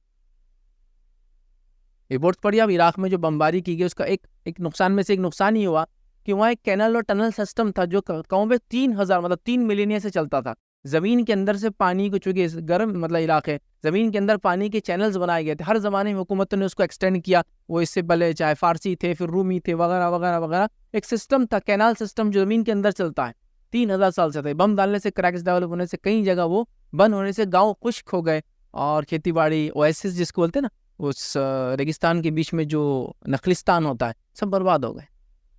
تو کئی نقصان ہوتے بھائی جنگوں کی، ایک نہیں ہوتا، اس کے اثرات دور دور تک انسانیت پر ہوتے ہیں، یہ مذاق نہیں۔ تو بہرحال ہمارا میسج، ہماری سوچ ویسی ہونا چاہیے۔ آج ہم صرف شام کے لیے اس لیے نہیں بول رہے کہ وہ ارض مقدس ہے، اس میں برکتیں ہیں، لیکن ہم ہر جگہ جہاں جنگ ہوتی ہے مسلمانوں کا کام ہے سوچیں۔ ہم نے دیکھا ظالم، جابر، جاہل، جٹ جو ہم کو بربر کہتے ہیں لیکن وہ بربر ہے ہمارے نظروں میں، یاد رکھیں، چونکہ انہوں نے جتنا ظلم اور ستم آبادیوں پر انسانوں پر ڈھایا، وہ طے کر رہے فیصلے کی کون سے ملک میں کیا ہوں گا، کون امن قائم کریں گا، کون امن کا علمبردار بنے گا۔ ارے وہ ہمارے پاس اس کا میسج ہے، وہ ہمیں جو انسانیت کو دیں گے، بٹ بڑی افسوس کی بات ہے نا ہمارے پاس کوئی لیڈرشپ موجود ہے، اور بڑی افسوس کی بات ہے نا ہمارے پاس ویسی عوام موجود ہے جو اس بارے میں سوچے کہ کیا کرنا چاہیے۔ تو بڑی اہم بات ہے، اور یاد رکھیے کوئی بھی چیز آئیڈیاز سے شروع ہوتی ہے، یہاں سے آئیڈیاز دنیا کو پھر بدل دیتے، یاد رکھیے۔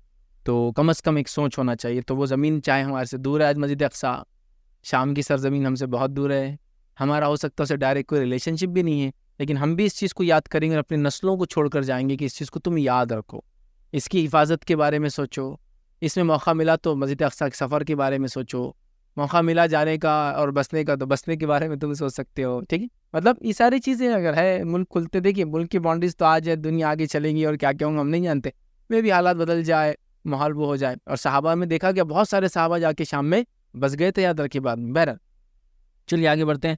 تو مسجد اقصیٰ یاد رکھیے اور ملک شام کی فضیلت، پہلے مسجد اقصیٰ بیت المقدس جس کو کہتے ہیں، جو القدس کیا بولیں گے، فلسطین ملک کا نام ہے، القدس پرنسپلیٹی بولیے یا ڈسٹرکٹ بولیے اس کا جو ہوتا ہے، اور اس کے اندر مسجد اقصیٰ بیت المقدس جس کو کہتے ہیں وہ ایک ایریا ہے۔ انڈیا کے اندر ہمارے پاس جغرافیکلی کنٹری بڑا ہے، ریجن بڑا ہے، تو ہمارے پاس کنٹری، اسٹیٹس، ڈسٹرکٹس، تعلقات اور ولیجز ہوتے ہیں، ہے نا، لیکن وہاں ویسا جنرلی نہیں ہوتا۔ وہاں کیا ہوتا ہے، ولایت مطلب ایریا کو ریجن میں تقسیم کر دیا جاتا ہے، سعودی 8 ریجن میں تقسیم ہے، یہ فلاں ریجن، مکہ ریجن، مدینہ ریجن، یہ ریجن وہ ریجن ہونا ہے، تو ریجن وائز وہ لوگ تبدیل کر دیتے ہیں، اسٹیٹ وائز نہیں، پاپولیشنز نہیں ہوتی تو علاقے بنا دیتے ہیں بس۔ بہرحال تو القدس علاقہ ہے، سمجھ لیجیے وہ، اور اس کے اندر بیت المقدس یا مسجد اقصیٰ اس کے اندر آتی ہے، یاد رکھیے، ٹھیک ہے۔ تو اس کے بارے میں، اس کی فضیلت کے بارے میں کچھ پوائنٹ دیکھتا ہوں۔ پہلا، مسجد اقصیٰ یاد رکھیے زمین پر دوسری مسجد تھی جو بنائی گئی تھی۔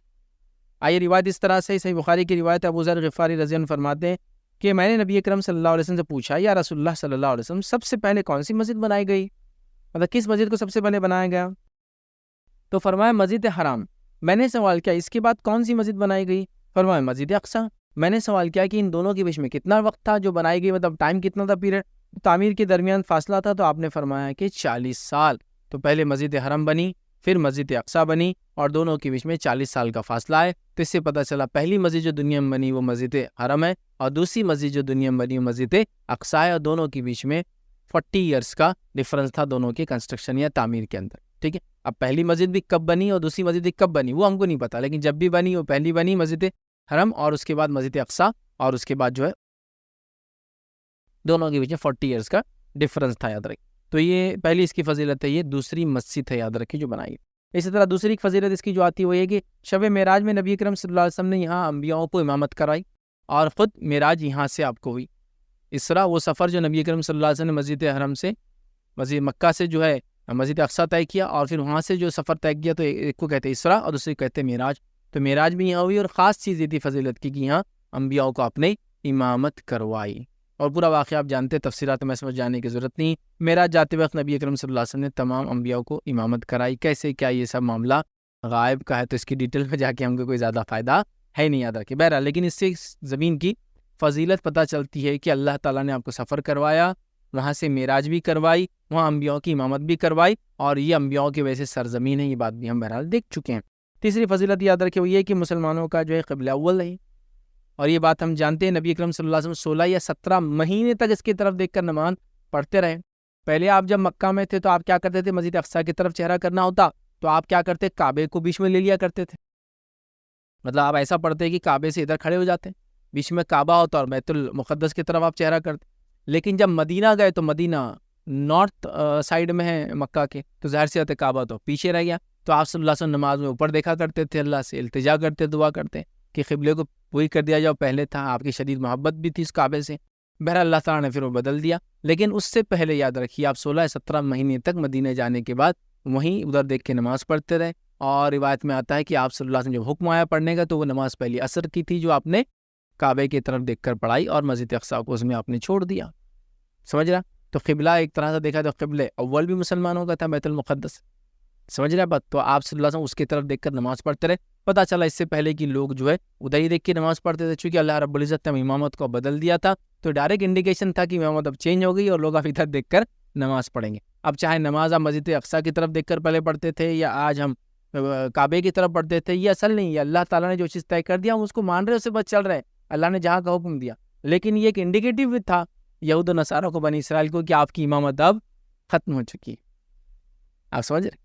اور اللہ تعالیٰ نے وہ کیا. اور یہود پہلے خوش بھی تھے آپ صلی اللہ علیہ وسلم ابتدائی دور میں جب مدینہ آپ آئے کہ چلو جو بھی ہے لیکن نماز وہی ڈائریکشن میں پڑھتے جو ڈائریکشن ہم عبادت کرتے ہیں. پھر اللہ رب العزت چینج ہے، ان کی دشمنیاں اور زیادہ گہری ہوگی. بہرحال یہ چوتھی چیز یاد رکھیے، ثواب کی نیت سے سفر کرنے کی اجازت ہے. یہ ان 3 مقام میں سے ایک مقام ہے جہاں ثواب کی نیت سے آپ سفر کر سکتے ہیں، دوسری جگہوں پہ نہیں. ہمارے پاس پتہ نہیں دیگر کتنے مقامات پہ لوگ سفر کر کے جاتے ہیں ثواب کی نیت سے کہ وہاں پتہ نہیں کیا ملے گا، کدھر کہیں ان کو حج کا ثواب مل جا رہا تو کہیں ان کو مدینے کی زیارت کا ثواب مل جا رہا. مطلب کوئی دوسرے مقامات پر انہوں نے بنا لی جگہ.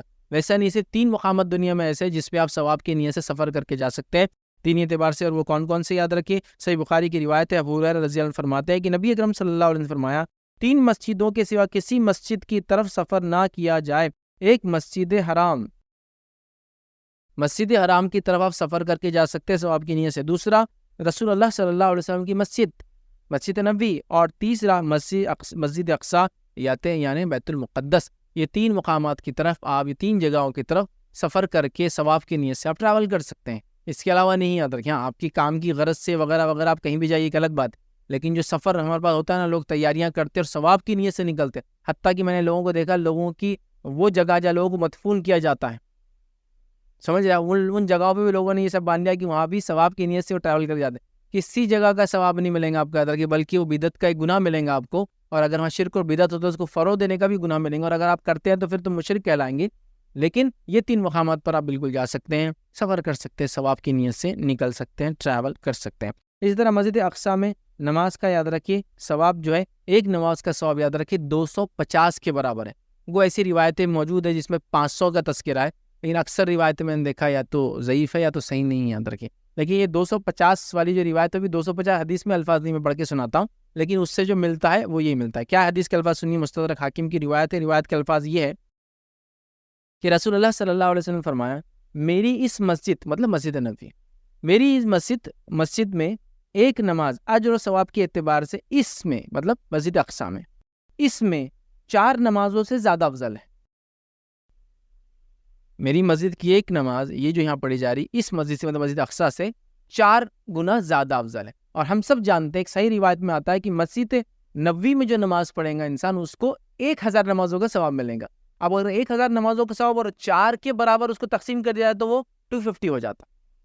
یاد رکھیے وہ روایت بالکل ضعیف ہے اور من گڑت ہے، جس کے اندر وہ لفظ ہے کہ مسجد نبوی میں 50,000 نمازوں کا ثواب ملتا. بہت سے لوگ میں نے دیکھا حرم سے نکلتے ہیں اور پھر مسجد حرام سے نکلتے ہیں، مکہ سے چھوڑتے ہیں اور مدینہ جاتے، تو اگر ان کا سفر 15 دن کا تو 5 دن مطلب مکہ میں جو ہے 7 دن گزارتے ہیں، مدینہ میں 7. ان کو جب بولا جاتا ہے کہ آپ مکہ میں زیادہ رہو، اس کا ثواب زیادہ ہے، بعد میں موقع نہیں ملیں گا، یہاں اور بھی بہت ساری چیزیں، تو وہ بولتے ہیں وہاں بھی تو بس آدھا ہی ہے، مطلب 50,000 ملتا ہے. وہ 50,000 روایت صحیح نہیں ہے. یاد رکھیں 1000 مسجد حرام میں آپ نماز پڑھیں گے تو دیگر مسجدوں کے مقابلے میں 1,00,000 ثواب، مسجد نبوی میں 1000 ثواب، اور مسجد اقصیٰ میں اس روایت کے مطابق جو کہ مسجد نبوی سے 4 کے مقابلے، مطلب مسجد اقصیٰ میں جو پڑھی جائیں گی مسجد نبوی میں اس کے 4 درجے زیادہ ملیں گا، اور وہ 1000 ہے تو اس کو ڈیوائڈ کر دیتا ہوں ہوتا ہے 250. حدیث میں 250 لفظ نہیں ہے، لیکن وہ 4 سے میں اس کو تقسیم کر کے بتا رہا ہوں. حدیث کے الفاظ کیا ہے؟ میری اس مسجد میں ایک نماز اجر و ثواب کے اعتبار سے بیت المقدس مسجد اقصیٰ میں 4 نمازوں سے زیادہ افضل ہے. مطلب وہاں کی 4 کے برابر یہ 1 ہو جائیں گی، مطلب اب وہ یہاں کی 1 وہاں کی 4 کے برابر، تو یہاں کی 1000 کی تو وہاں کی کتنی ہو جائیں گی؟ 250 ہو جائیں گی. تو اس اعتبار سے میں وہ کہہ رہا ہوں 500 وغیرہ کی روایت اور مسجد نبوی کی 50,000 والی روایتیں سب ضعیف ہیں. بہرحال آگے بڑھتے ہیں اور آگے دیکھتے ہیں. مسجد اقصیٰ میں یاد ہے کہ نماز سے گناہوں کی معافی ہوں گی انشاءاللہ. ٹھیک ہے، اگر وہاں کوئی نماز پڑھتا ہے تو اسے گناہوں کی معافی ہوں گی انشاءاللہ. انشاءاللہ کیوں کہہ رہا ہوں؟ حدیث کے الفاظ سنیے. ابن ماجہ کی روایت ہے، آپ صلی اللہ علیہ وسلم فرمایا جب سلیمان بن داؤد علیہ السلام بیت المقدس کی تعمیر سے فارغ ہوئے تو انہوں نے اللہ تعالیٰ سے 3 چیزیں مانگی. 3 چیزیں مانگی. کیا کیا مانگی؟ ایک تو یہ میں مقدمات میں جو فیصلہ کروں وہ تیرے فیصلے کے مطابق ہو جائے، جو اللہ تو چاہتا ہے وہی ہو، مطلب صحیح فیصلہ ہو. دوسرا کہ مجھ کو ایسی حکومت دے کہ میرے بعد پھر ویسی حکومت کسی کو نہ ملے. تیسرا یہ کہ جو کوئی اس مسجد میں صرف نماز کے ارادے سے آئے وہ اپنے گناہ سے ایسا پاک ہو جائے جیسے اس دن تھا جس دن اس کی ماں نے اس کو جنم دیا تھا. نبی اکرم صلی اللہ علیہ وسلم فرماتے ہیں اور کہا 2 باتیں تو اللہ تعالیٰ نے سلیمان علیہ السلام کی قبول کر لی، فرسٹ اینڈ سیکنڈ. کون سی؟ کہ فیصلے میں ویسی ہو جائیں گے جیسا اللہ چاہتا ہے. دوسرا یہ کہ ایسی حکومت اللہ تعالیٰ کسی کو نہیں دیں گا بعد میں. یہ تو سن لی. پھر فرمایا عطا فرمائیں، مجھے امید ہے کہ تیسری چیز بھی انہیں عطا کی گئی ہوں گی. تیسری چیز بھی عطا کی گئی ہوں گی. تو انشاءاللہ عزیز مسجد اقصیٰ میں جو خالص نماز کی نیت سے جائے اس کے پچھلے گناہ معاف ہو جاتے ہیں.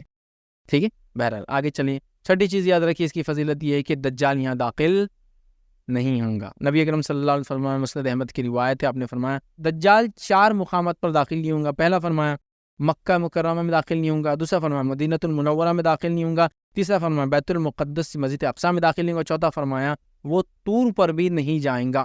طور مطلب وہ جو موسیٰ علیہ السلام کو برا واقعہ والتین والزیتون والطور سینین جو اللہ نے کہا، طور پر بھی یہ داخل نہیں ہوں گا. طور کوئی ایک پہاڑ یا کلسٹر آف ماؤنٹینز ہے، واللہ والا انہوں کی الگ الگ تشریحات ہے کہ اس علاقے کو طور بولتے ہیں یا اسے ایک مخصوص پہاڑ طور ہے، واللہ والا. بہرحال چلیے، اور اس کا تذکرہ آتا ہے عیسیٰ علیہ السلام کے زمانے میں جب واپس آئیں گے وہ یاجوج ماجوج آئیں گے تو جب بھی طور کا تذکرہ آتا ہے، چونکہ یہ لوگ پہاڑ پہ نہیں چڑھ سکیں گے. کیوں نہیں چڑھ سکیں گے؟ شاید ان میں وہ خصوصیت نہیں ہوں گی، قابلیت نہیں ہوں گی، یا اسے ڈرتے ہیں، واللہ عالم. وہ بھی خیر آپ کبھی علامت قیامت کے لیکچر سنیں، اس میں تفصیلات موجود ہیں کہ یاجوج اور ماجوج یہ پہاڑوں پر نہیں چڑھ پائیں گے. بہرحال آگے بڑھتے ہیں اور شام کی کچھ بہرحال بس مختصر فضائل ہم دیکھتے ہیں. ارض شام، ٹھیک ہے، جسے فلسطین، جارڈن، اس کے بعد سیریا، لیبنن یاد رکھیے وہ سب آتا ہے. تو قرآن میں برکتوں والی زمین اسے کہا گیا، یاد رکھیے. آئیے اللہ رب العزت نے کیا فرمایا سورہ بنی اسرائیل سورہ نمبر 17 آیت نمبر 1 میں فرمایا سبحان الذی اسری بعبدہ لیلا من المسجد الحرام الی المسجد الاقصی الذی بارکنا حولہ لنریہ من آیاتنا انہ هو السمیع البصیر. اللہ فرماتا کہتا ہے پاک ہے وہ اللہ تعالیٰ جو اپنے بندے کو رات میں مسجد حرام سے لے کر مسجد اقصی تک لے گیا، جس کے آس پاس ہم نے برکتیں دے رکھی ہے، جس کے آس پاس ہم نے برکتیں پھیلا رکھی ہے. تو قرآن کی کہے کے مطابق یہ برکتوں والا علاقہ ہے. اس سے پہلے میں نے اور 2-3 ریفرنس آلریڈی دے چکا ہوں کہ اللہ تعالیٰ نے لوط علیہ السلام کو اور ابراہیم علیہ السلام کو برکت والی زمین جس کے اندر عالم کے لیے برکت رکھی تھی ٹرانسفر کر دیا تھا. وہ بھی ایک فضیلت ہے، ریپیٹ نہیں کر رہا ہوں اس کو، برکت والی زمین.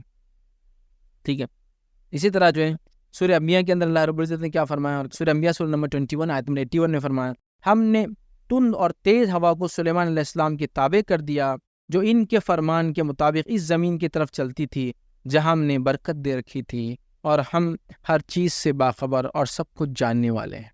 اسی طرح دوسری فضیلت آتی ہے نبی اکرم صلی اللہ علیہ وسلم نے برکت کی دعا دی اس زمین کو. اور کیا فرمایا صحیح بخاری کی روایت میں عبداللہ ابن عمر رضی اللہ عنہ فرماتے ہیں اور بیان کرتے ہیں کہ نبی اکرم صلی اللہ علیہ وسلم نے فرمایا اے اللہ ہمارے ملک شام میں ہمیں برکت دے اور ہمارے یمن میں ہمیں برکت دے. تو ملک شام نارتھ آف سعودی ہو جاتا ہے اور یمن ساؤتھ آف سعودی. پیننسولا ایک ہی مطلب ہے, ایک ہی اس میں آتا ہے لیکن نیچے والا ہے. دونوں میں برکت کی آپ صلی اللہ علیہ وسلم نے دعائیں کی. یاد رکھیے شام ایک علاقہ تھا, یمن بھی ایک علاقہ اور الگ ملک تھا اس زمانے میں, یاد رکھیے ٹھیک ہے.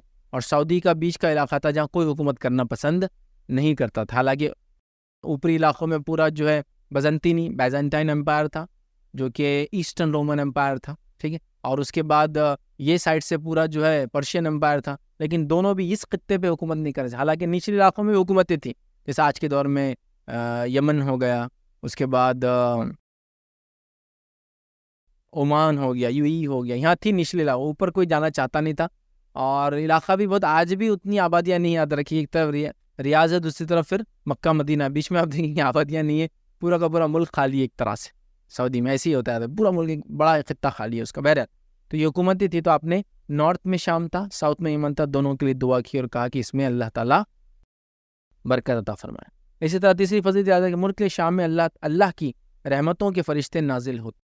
روایت کے الفاظ یہ ہے, جامع ترمذی کی روایت ہے, زید بن ثابت رضی اللہ عنہ فرماتے ہیں کہ ہم لوگ رسول اللہ صلی اللہ علیہ وسلم کے پاس چمڑے کے پرزوں سے قرآن مرتب کر رہے تھے.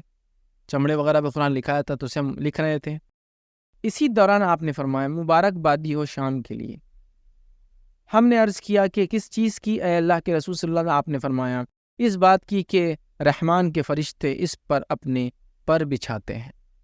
تو یہ اس کی فضیلت ہے کہ رحمان کے فرشتے شام کی سرزمین پر اپنے پر بچھاتے ہیں. یاد رکھیں. چوتھی فضیلت یاد رکھیں, شام اور اہل شام کی جو ہے ضمانت لی نبی اکرم صلی اللہ علیہ وسلم. یہ شام اور اہل شام کی ضمانت ہے, یاد رکھیے. ابو داؤد کی روایت ہے, عبداللہ بن حوالہ رضی اللہ عنہ جو ہے کہتے ہیں کہ نبی اکرم صلی اللہ علیہ وسلم فرمایا ان قریب ایسا وقت آئے گا کہ تم لوگ ٹکڑیوں میں بٹ جاؤں گے, ایک ٹکڑی شام میں, ایک یمن میں, ایک عراق میں.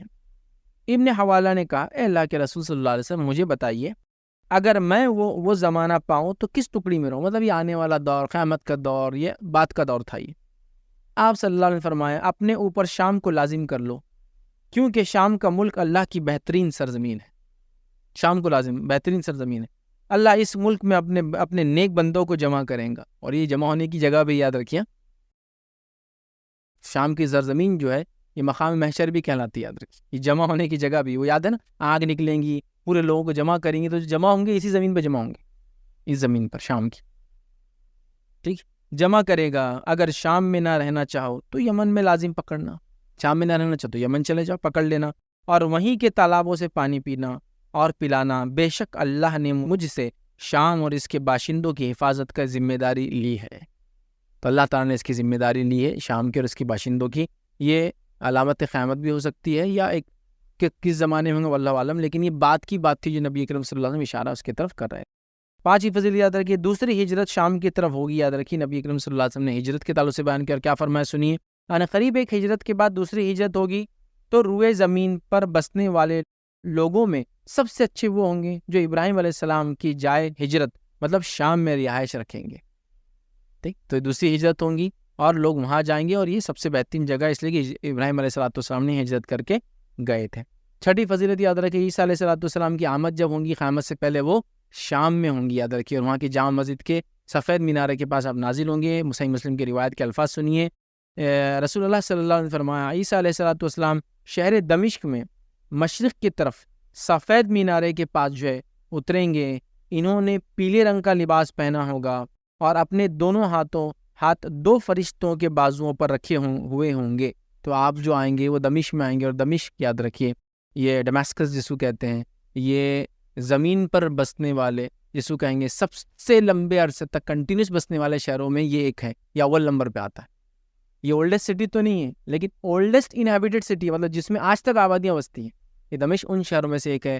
حلب ہے دوسرا, الیپو جسو کہتے ہیں. دمشق یہ ایسے شہر ہے جو اولڈسٹ انہیبیٹڈ مطلب سب سے قدیم زمانے سے لوگ ہزاروں سالوں سے کنٹینیوسلی رہ رہے ہیں. آج بھی آبادیاں تو بہت بسی, جیسا اب مصر میں تھا تو کائرو کے پاس بڑی بڑی وہ جو مصر کے ساری چیزیں ہیں, لیکن وہ آبادیاں مر کھپ گئی, لوگ ختم ہو گئے, ابھی وہ خود لوگ نکال رہے ہیں نا. یہ ویسا نہیں, اس میں لوگ کنٹینیوسلی آج رہ رہے ہیں، تو ان میں سے ایک شہر ہے، تو وہاں عیسیٰ علیہ السلام آئیں گے، تو یہ بھی شام میں ہی آتا ہے۔ اسی طرح جو ہے سرزمین شام حشر کا میدان ہے۔ روایت میں الفاظ اس طرح سے نافع رحمۃ اللہ بیان کرتے ہیں کہ عبداللہ بن عمر رضی اللہ عنہما کی ایک آزاد کردہ لونڈی نے ان کے پاس آئی اور ان سے کہنے لگی کہ میں گردش زمانے کی شکار ہو چکی ہوں، پریشان حال ہوں تھوڑی سی، اور عراق جانا چاہتی ہوں۔ تو انہوں نے کہا تو شام کیوں نہیں چلی جاتی، جو حشر اور نشر کی زمین ہے، یہیں سے حشر ہوں گا اور یہیں پھر سے لوگ نشر ہوں گے، یاد رکھیں شروعات ہوں گی، تو یہاں کیوں نہیں چلی جاتی ہیں۔ آٹھویں یاد رکھیے، ہم دیکھتے ہیں کہ بہت سارے صحابہ نے جب یہ فضائل سنے تھے تو بعد کے دور میں یہاں منتقل ہو گئے، جس سے مشہور و معروف جو ہے خالد بن ولید رضی اللہ عنہ شام جا کر بس گئے تھے، وہیں رہا کرتے تھے۔ اسی طرح جو ہے نعمان بن بشیر رضی اللہ عنہ یہ بھی شام میں جو ہے بس گئے تھے جا کے۔ اسی طرح خادم رسول جو ہے صوبان رضی اللہ عنہ نے بھی جو ہے طے کر لیا تھا اور یہ شام میں جا کر بس گئے تھے۔ اسی طرح دہیہ کلبی رضی اللہ عنہ یہ بھی شام میں رہا کرتے تھے، اور بلال رضی اللہ عنہ یہ بھی شام میں، امیر معاویہ رضی اللہ عنہ یہ بھی شام میں، اور کئی ایک جو ہے عمرو بن عاص رضی اللہ عنہ ایک لاتعداد، مطلب بہت لمبی فہرست ہے جو صحابہ جا کر وہاں شام میں بس گئے تھے۔ اور اس زمانے کا شام آج کے 2-4 کنٹری بن جاتا ہے، یا کنٹری کے علاوہ اور بھی ریجنس ہے جو اس کا پارٹ تھے جو دوسرے کنٹریز میں آتے، تو وہاں جا کے بس گئے تھے۔ تو یہ ایک مقدس زمین ہے، حشر والی زمین ہے، اور جس کو وہ کہیں گے برکتوں والی زمین ہے، یاد رکھیے۔ اور اسی کے اندر پھر مختلف مقامات اور مختلف چیزیں ہیں، اور قیامت سے پہلے جو ہونے والی چیزیں ان کے اندر بھی آپ کو سینہ، یہ دمشق اور شام اور بیت المقدس، یہ سب چیزیں آپ کو ملیں گی کہیں نہ کہیں، یاد رکھیے۔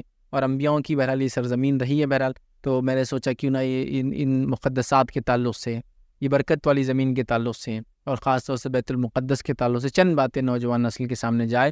تو بہت ہی میں نے شارٹ میں جو ہے بیت المقدس اور شام کی بس چھوٹی چھوٹی کچھ سیدھا کچھ نکات کی شکل میں تاریخ، اور ساتھ میں ہم نے اس کی فضیلت بہرحال دیکھی۔ مقصد یہ تھا کہ اویئرنیس آئے یوتھس میں، نوجوانوں میں، ہم پتہ نہیں کن کن علاقوں، کن کن زمین اور کن کن زمین پہ پائی جانے والی چیزوں کے عجیب و غریب من گھڑت جھوٹے فضائل جو کہ کبھی کہاں تک بدعقیدگی میں انسانوں کو لے جاتے بیان کرتے ہیں، لیکن جو سچے اور صحیح اور حقیقی فضائل جن چیزوں کے ہیں جس کے لیے ہم کوشش کر سکتے ہیں، وہاں ہماری تڑپ نہیں دکھتی۔ میں نے کئی لوگوں کو دیکھا کہ ٹرینوں کے سفر کر کے، گاڑیوں پہ لٹک کر، لوگوں سے ادھار لے کر، بھیک مانگ کر کچھ علاقوں کی زیارت کے لیے ثواب کی نیت سے جاتے ہیں۔ مسجد حرام ہے، ٹھیک ہے، مکہ آپ جا سکتے ہیں زیارت کے لیے کہ مسجد حرام جائے، عمرہ ہو جائے یا حج ہو جائے۔ اسی طرح مسجد نبوی کی زیارت کی نیت سے آپ سفر کر سکتے ہیں، ثواب کی نیت سے آپ جا سکتے ہیں، یہاں جائے۔ اور ویسے جنرلی جب لوگ عمرہ حج کو جاتے ہیں تو یہ زیارت ہو جاتی ہے۔ پھر بیت المقدس کا اگر آپ کو موقع ہے، ملک کے حالات اچھے ہیں، ویزا کی اویلیبلٹی ہے، تو آپ جائیں، اس کی اپنی فضیلت ہے۔ اگر وہاں امن و امان ہے، ساری چیزیں ہیں، تو آپ جائیں اور ضرور جا کے آئیں، اس لیے کہ حالات کیسے بدلتے ہیں، کیا ہوتے ہیں آپ دیکھیے۔ اب یہ لاک ڈاؤن کا پیریڈ تھا، کئی لوگ ایسے تھے جن کے پاس مال تھا، دولت تھا، زمین تھی، جائیدادیں تھی، اپنے حج کو خواہ تاخیر کر کے رکھے تھے، جائیں گے، مطلب ایسا ہرا دکھتا نا، جو ایسا ان ایکسپیکٹڈ تھا نا۔ اب اللہ رحم کر ایسا ہوا کہ لاک ڈاؤن بھی لگ گیا اور ان کے انتقال بھی ہو گئے، اور حج بھی رہ گئے۔ مطلب سب تھا، لیکن سوچتے تھے اگلے سال، مطلب سب اپنے کو ایسا لگتا ہے کہ آپ ابھی جا سکتے، لیکن حالت کیسے انیمیجنیبل ہوا نا۔ کسی نے سوچا تھا کہ دنیا رک جائیں گی، تو حج رہ گیا، دنیا سے چلے بھی گئے، رخصت ہو گئے، ہے نا۔ خیر اللہ ان کی نیتوں کے مطابق ان کو اجر دے، لیکن بس ہمیشہ صرف نیت پہ تو ڈیپینڈ نہیں رہ سکتے نا۔ کچھ چیزیں ہیں کہ جب موقع آئے تو اس کو کر لینا چاہیے، اس کے لیے ویٹ نہیں کرنا چاہیے، اننیسیسری ڈیلے نہیں کرنا چاہیے۔ تو وہ ایسا ہو گیا، لاک ڈاؤن کی امیزنگ رہا۔ اب سوالات پوچھ رہے ہیں کیا کرنا ہے، کیسے کرنا ہے، اب کیا کرے اس مسئلے میں، ٹھیک ہے۔ ان کے وارثین وغیرہ جا سکتے ابھی بھی، لیکن وہ بھی جب بھی، سعودی نے تو کہہ دیا کہ میں ابھی اور 5 سال کا بین، ٹوٹل مطلب 2 گزر گئے، 3 اور سال بچتے ہیں، ٹھیک ہے۔ خیر بھی سہولتیں دے رہے ہیں، ڈھیل دے رہے ہیں، لیکن کتنا مشقت ہے نا، یہاں سے ڈوز لیا ہوا آدمی ہونا، پھر یہاں سے نکلنا، پھر وہ جا کے کوارنٹائن ہونا 15 دن۔ اب آپ کوئی بھی اگر سعودی کے اطراف کے ممالک میں کہیں جا کے اگر 15 دن کوارنٹائن ہوں گے تو 2 سے 2.5 لاکھ کا خرچہ تو وہ بڑھ گیا مالی اعتبار سے، اتنا کھانا پینا 15 دن کا رہنا، پھر وہاں سے نکل کر آپ سعودی پھر جا سکتے۔ تو ایک طرح سے ایک برڈن ہے، ایک مشکل بھی ہے نا۔ اور وہ ڈوز لینے کا بھی کوئی سلسلہ آسان نہیں ہے نا، ڈوز ملنا پہلے تو وہ پہلے ڈوز کے بعد دوسرے ڈوز کا جو گیپ ہے 90 ڈیز وہ پورا ہونا، مطلب ایک سفر کے لیے آپ پتہ نہیں کتنے 1 سال سے تیاری کرنا پڑیں گے آپ کو، جب آپ مطلب جس کو بولیں گے ایک دم پوائنٹ پر یا اس وقت پر پہنچ سکتے ہیں۔ تو بہرحال جب حالات ہوتے ہیں تب وہ چیزیں کر لینی چاہیے، چاہے کسی بھی چیز، اور یہ چیز بڑی اہم تھی، یاد رکھیے۔ تو یہ مقدسات تھے، میں نے سوچا بہتر ہے کہ ایک نوجوان نسل کو بس ایک یاد دہانی کے طور پہ یاد دلا دیا جائے۔ مکہ مدینہ چونکہ سفر میں جاتے ہیں، عمرے وغیرہ حج میں، تو یاد آ جاتا ہے، لیکن مسجد اقصیٰ اور شام کو بھی ہم یاد رکھیں، اور یہاں بھی موقع ملے تو مسجد اقصیٰ ثواب کی نیت سے انسان جا سکتا جائے اور اس کو دیکھے بہرحال، اور باقی زمین کے تعلق سے میں نے کچھ فضائل جو موجود تھے وہ رکھنے کی بہرحال کوشش کی۔ اسی پہ اپنی بات کو ہم ختم کریں گے۔ اللہ رب العزت جو کچھ کہا سنا گیا اسے عمل کی توفیق عطا فرمائے، جب تک ہمیں زندہ رکھے اسلام و ایمان پر زندہ رکھے، خاتمہ ایمان پر، وآخر دعوانا ان الحمد للہ رب العالمین۔ سبحان ربک رب العزت عما یصفون وسلام علی المرسلین والحمد للہ رب العالمین۔ کوئی بات اس درس سے نہ سمجھیے، کوئی سوال ہو تو پوچھ لیں۔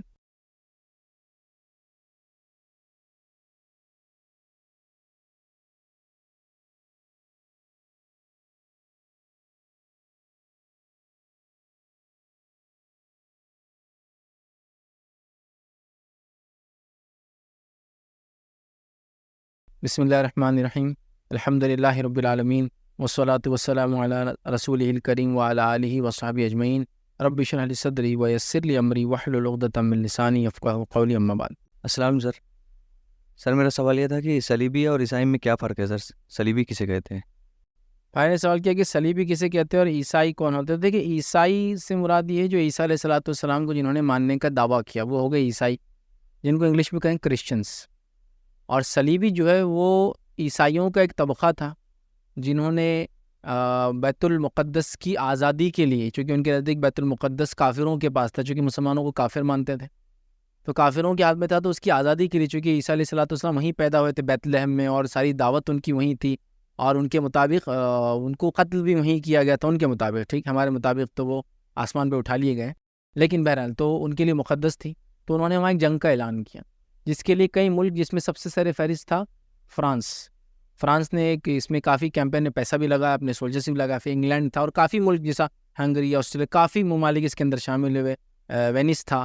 ان لوگوں نے اپنے اپنے فوجی دیے، کسی نے ہتھیار دیے، کسی نے جب فوج جاتی تو کھانے پینے کا رسا دیے، سارا ایسا انسان، لیکن اس میں فرانس سب سے آگے تھا، اور اسی وجہ سے یاد رکھے فرانس کو فرنجیون کہتے ہیں یہ عربی میں، اور اسی سے لفظ فرنگی ہمارے پاس گوروں کو، سارے یورپینس کو عرب جو ہے فرنچ کہتے تھے، تو فرنجی ان سے کہتے ہیں، اور وہ فرنجی ان سے اردو کے اندر فرنگی لفظ آتا ہے، فرنگی مطلب گورا، ٹھیک ہے، لیکن وہ ایکچولی فرنچ لوگ تھے، تو فرنچ نے کافی اس پہ وہ کی، اور انہوں نے ایک ٹیم بنائی، اور ٹیم بنا کے وہ لوگ نکلے الگ الگ علاقوں سے گزرتے ہوئے تاکہ وہ بیت المقدس کو آزاد کرے، پانی کے ذریعے بھی وغیرہ۔ تو وہ لوگ جو بیت المقدس کی آزادی کے لیے جنگ لڑنے آئے تھے ان کو کہا گیا کروسیڈرز، صلیبی، سمجھ رہے آپ، وہ کروسیڈ کرنے آئے تھے۔ تو عیسائی ایک الگ ہو گئے، صلیبی کروسیڈر سے جو جنگ کرنے آئے تھے، یاد رکھیے اس کو صلیبی جنگیں بولتے ہیں، اس کو عام زبان میں کروسیڈ وارز یا کروسیڈر وارز کہتے ہیں۔ تو یہ کروسیڈز ہوتے رہے، اور تو عیسائی ایک مذہب ہے، کروسیڈ یا جو صلیبی تھے وہ ایک مخصوص لوگ تھے جنہوں نے اس کی آزادی کے لیے جنگ کرنے کا دعویٰ کیا،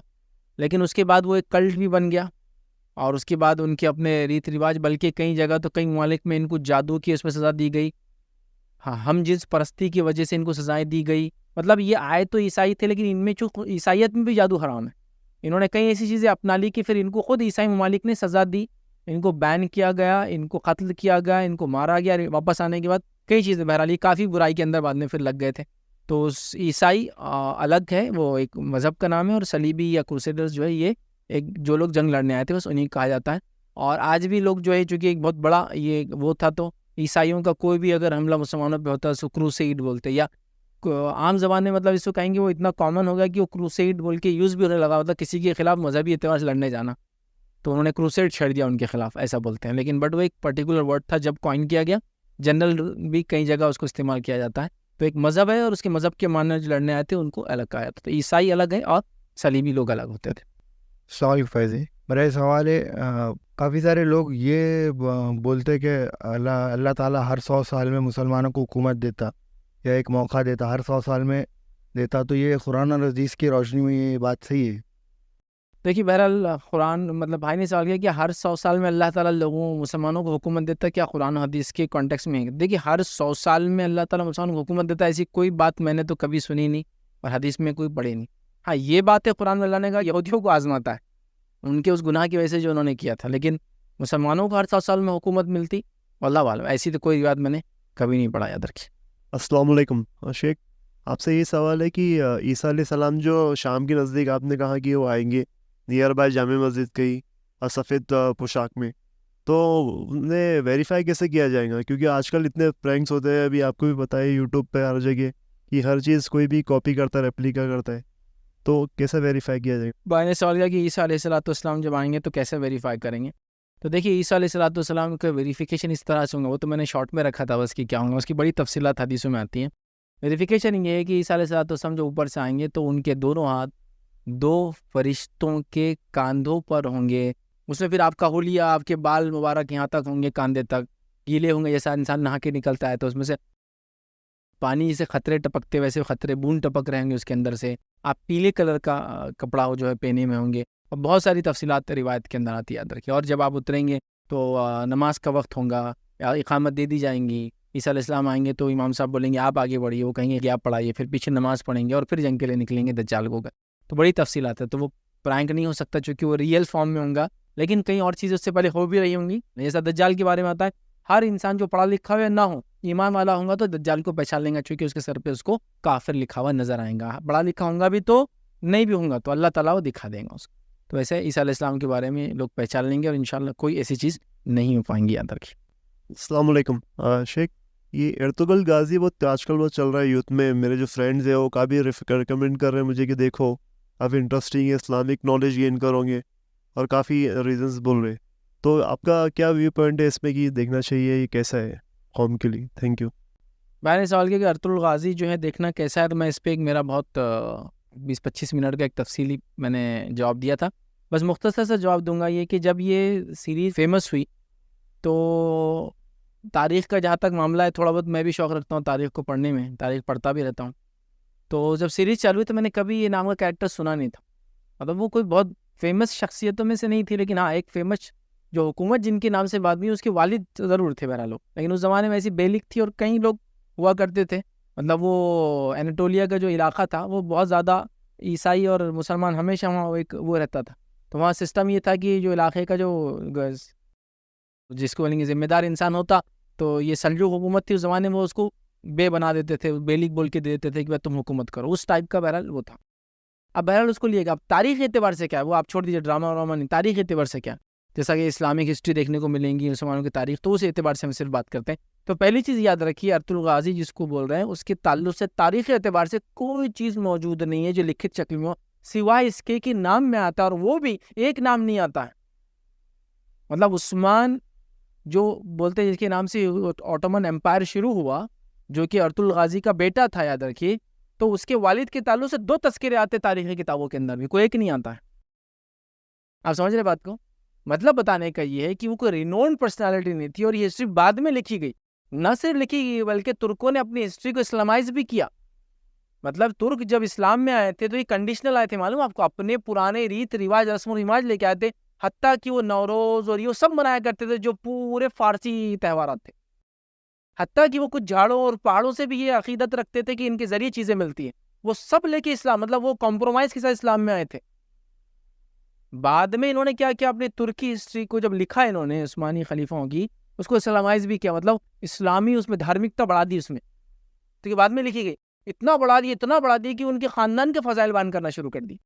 بہت فضیلت والا خاندان تھا, فلاں صوفی سے لنک تھا, ایسا نہیں تھا.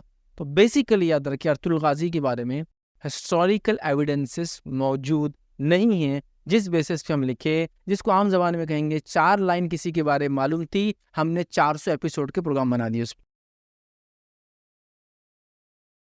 ایک شخص تھے جن کا نام فیض علی سید تھا, اورنگ آباد میں رہے اور وہاں اتنے دن رہے اور مر گئے, آپ کو اتنا ہی معلوم. اب آپ اس سے پورا, انہوں ایسا اٹھتے تھے, ایسا کھاتے تھے, ایسا چلتے تھے, اسکول میں اتنے ہوشیار تھے, مارکس اتنے لاتے تھے, فلاں ایسا کرتے تھے, رزلٹ ایسا لیتے تھے, چلتے ایسا تھے, گاڑیاں اتنی لیتے تھے, کچھ نہیں معلوم آپ کو, خالی اتنا ہی معلوم ایسا ایسا ہوئے, ان کے ابا تھے, بس ختم. تو یہ ایکچولی ہوا وہ ہسٹری کے ساتھ. تو اب آپ کا سوال تھا کہ لوگ بول رہے ہسٹری دیکھو, تو دیکھیے بھیا اس میں ہسٹری تو نہیں ہے, میں باقی سب آپ بول سکتے, ہسٹوریکل نیمز ہوں گے اس میں, یہ علاقہ, لیکن ہسٹری نہیں ہے اس میں, اتنا تو میں بول سکتا ہوں. سمجھ رہے ہیں بات کو؟ اگر آپ اس کو ہسٹری بولیں گے تو اللہ رحم کرے, ہمارے پاس بھی جو پھر ہسٹری میں تبدیلی کری وہ جائز ہو جائیں گی, پھر تاریخ میں جو تبدیلیاں ہو رہی ہیں آج کل وہ بھی جائز ہو جائیں گی. ہسٹری مت بولیے اس کو, تاریخ ایسے نہیں ہوتی ہے, ہسٹری ایک الگ چیز ہے.